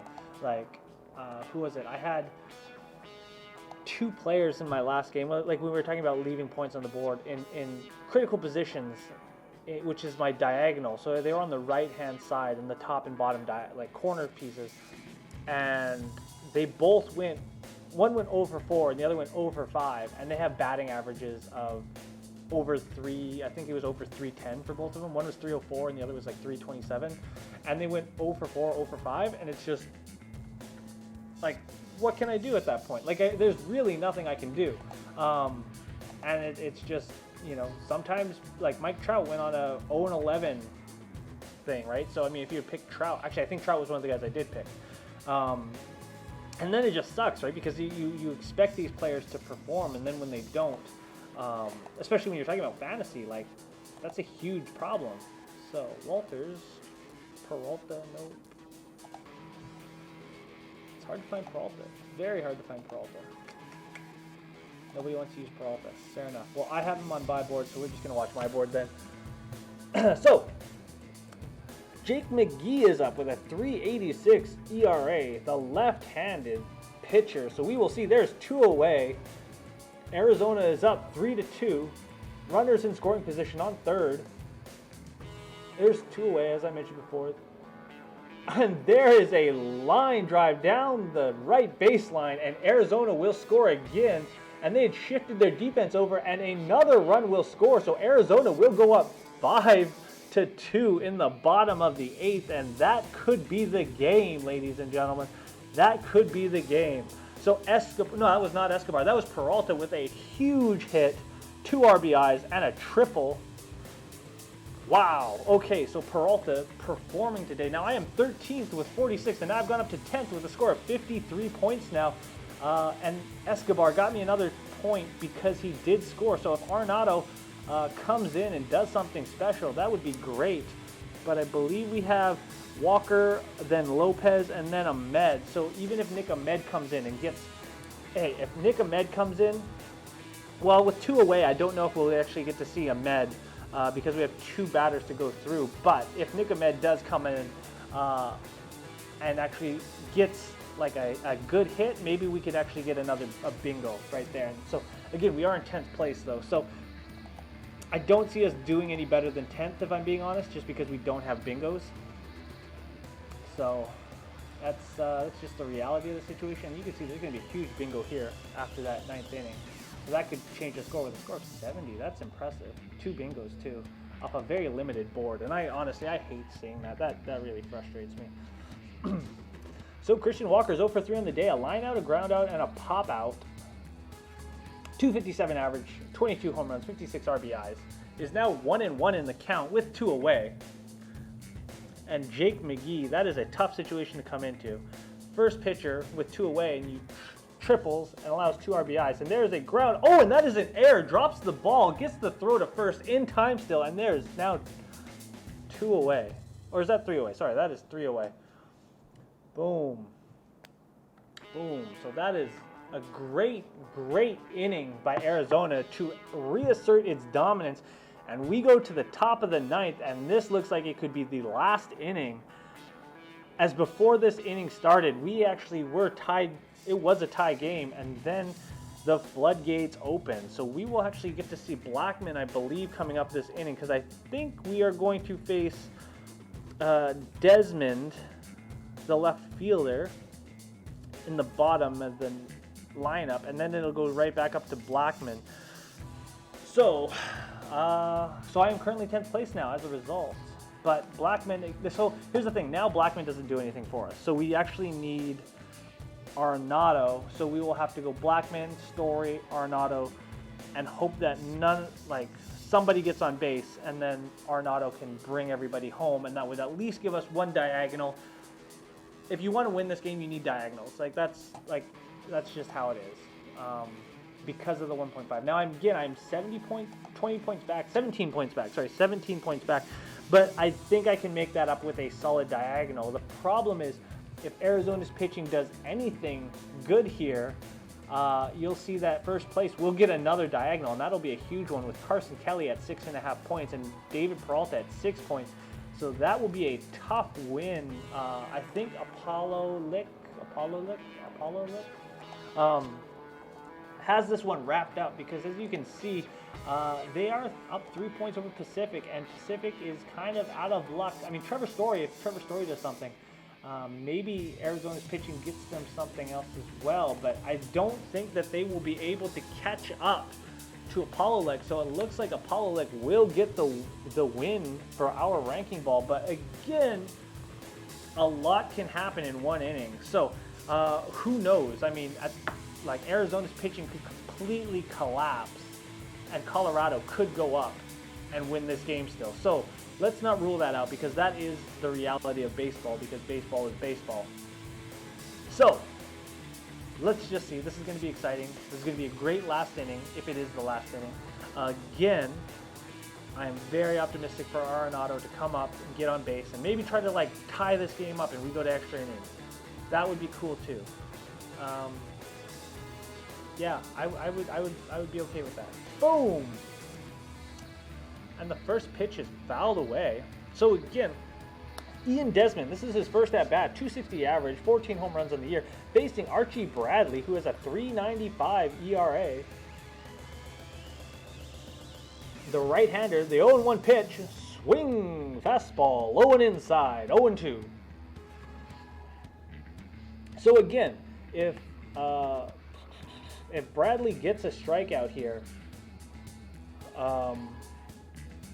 or does, I guess, anything that gives Arizona's pitching points, you're going to see a bingo from the first place player with that diagonal with Kelly and Peralta, which, as I mentioned before, I believe with them in first place at 70.4 points, will put them well in the lead and out of range for anybody else, unfortunately. So we will have to pay close attention, especially with the count being 0-2. 0-2 pitch, and that one is fouled away on an 82-mile-an-hour knuckleball. So again, Ian Desmond, 260 on the year. Oh my gosh. Oh, I did not realize this.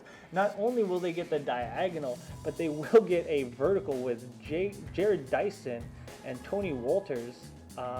So again, so they will definitely be out of range, providing there's a strikeout here. Yeah, I think that's going to be it. As you can see, Arizona is now 4.5 games back from the National League wild card. They have to beat out New York, the Mets, Philadelphia, Milwaukee, and one other team. Okay, they're going to call that a ball. 1-2, 1-2. Man, this is like, yeah, like I said, they're like Apollo, like 70 points. They get another 2 bingos, two huge bingos, including a diagonal. They've won this game, hands down. Maybe not if Bradley allows them on base and gets -1 or something. But even if, like I said, the reality is for them to not get these bingos, Arizona's pitching with Bradley has to essentially collapse, and they have to just allow runs upon runs upon runs. And there's another fastball, 95 miles an hour, and the 0-2 lead is now dropped to a 3-2 full count. In the top of the ninth, Arizona is up 5-2. The 3-2 pitch, and that one is popped up to right field. And Jones is there. Oh, that's Marte. First baseman Marte is there, and that is one away. So again, we have to wait. Actually, Blackman is up, so Blackman is up. This one is going to be tight. So there's Blackman. Blackman again on my board. Won't necessarily get me points. This is so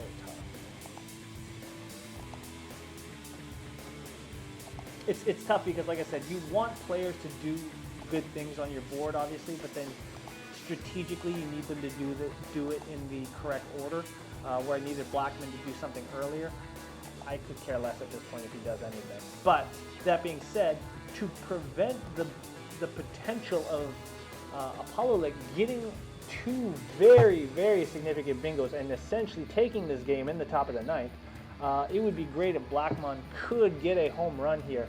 At least give Colorado a little bit of life and maybe bring this game a little closer for both teams. And again, that would put Arizona's pitching at a huge negative for the first place. And there is a drive to right field just at the warning track, and that one is a solo home run. And I don't want to say I called it, but let me just say that I called that one. And Charlie Blackman, boom, gets his 27th home run of the year. I actually didn't think that one was going to get over the fence, but that one did right there. So let's check the boards now. Where is it? Sorry, boom, right there. So that's going to change everything. So as you can see, Charlie Blackman, I'm now up in 8th place. Charlie Blackman has 6.5 points, and if Marte had any points in that last one, and that would have set up a great bingo for us. But unfortunately, as I mentioned before, players just have not performed the way that they need to, and Colorado has new life. They are still down 5-3, but again, Trevor Story is up, and so you can see Q-Ting is now taking the lead as the Apollo pitcher is now down -3 points. So let's see who is in first. Q-Ting. Ooh, and they must have got a bingo on that last one. Vertical and horizontal. So Blackman right there would have got them the diagonal with Kelly, the pitching, and Blackman. So, oh, it must be nice getting a diagonal because I freaking haven't. But after Trevor Story, there is one away, so we will see Arenado, obviously. And if Arenado can get something, we will still get a diagonal bingo, which will be able to give us a little points. So it would, ideal situation, Trevor Story gets on base, Arenado homers, brings them home, and then we get a huge diagonal with an RBI, and Trevor Story gets more points, and that should jump me from 8th, I would assume, to around 5th place, give or take. But Charlie Blackman finally coming through after going 1 for 4 on the day, ends up 2 for 5 with a home run. So that is huge for everybody, specifically myself. And Archie Bradley, ERA jumps from 395 to 409 on the year now. But Trevor Story has been 0 for 4 on the day. His only points have come from a walk. And again, oh my goodness, Trevor Story strikes out and now has minus points for me. And I believe I am now in 8th place, but we can see that strikeout, Apollo Lick, is only at -1 right now. So here is going to be a determining factor for the game. Nolan Arenado, 2 for 4 on the day with 2 singles, a 303 average, 30 home runs, 94 RBIs. Needs a huge play here from him, and that is strike 1 with 2 away. So this is the game, ladies and gentlemen. Arenado with 2 away in the top of the 9th. Colorado is down 5-3. Needs something for us to get a bingo. And the count is 1-1. I just need a single from Arenado. I'm not even going to be greedy. Let's just get the single and get some points and jump from 8th to a little higher, maybe 5th or 6th or 3rd. I would take 3rd. And Arenado fouls that one away, 1-2. So now Arizona is 1 strike away from taking. Arizona is 1 strike away from taking the W here from Archie Bradley. But again, can Arenado pull this off? There's no one on base. The count is 1-2, 2 away. The score is 5-3 for Arizona. The 1-2 pitch, and Arenado drives that one to left field at the wall in foul territory, and that is an out, and that ends the game. And Arenado does not get us the points in the bingo. So again, we have left significant points on the board, and we will finish in 9th place with a score of 60.5. But that ends the game as Arizona comes back in the bottom of the 8th to take a massive lead of 5-2, and then Colorado answers with a single home run. And that ends the game, though, 5-3 for Arizona over Colorado. So what a great play by Arizona. And then we can go back and check the board quickly just as it finishes off. And I am in 9th place with a score of 60.5. And as you can see, the winning score was 88.2. So congratulations to Q Ting to finishing that game off. Wow, what a game. So, unfortunately, we did not end the way that I would like to. When you're talking about bingos and stuff, strategically, you have to be very aware of where these players are.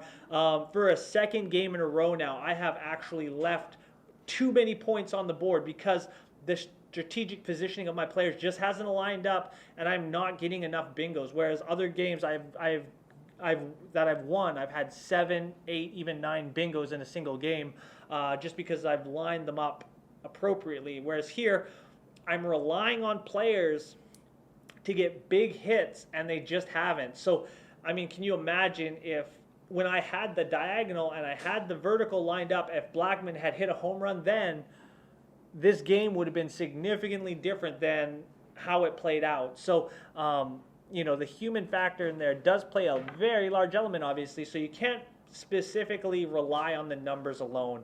And unfortunately, the numbers just did not play into my favor today, but that is what it is. And so that's it from all of us here at Ranking Ball. Don't forget to check your scores, check your rewards, and all that on your mobile app and rankingball.com. And from all of us here, we thank you, and that will be it from here. Peace.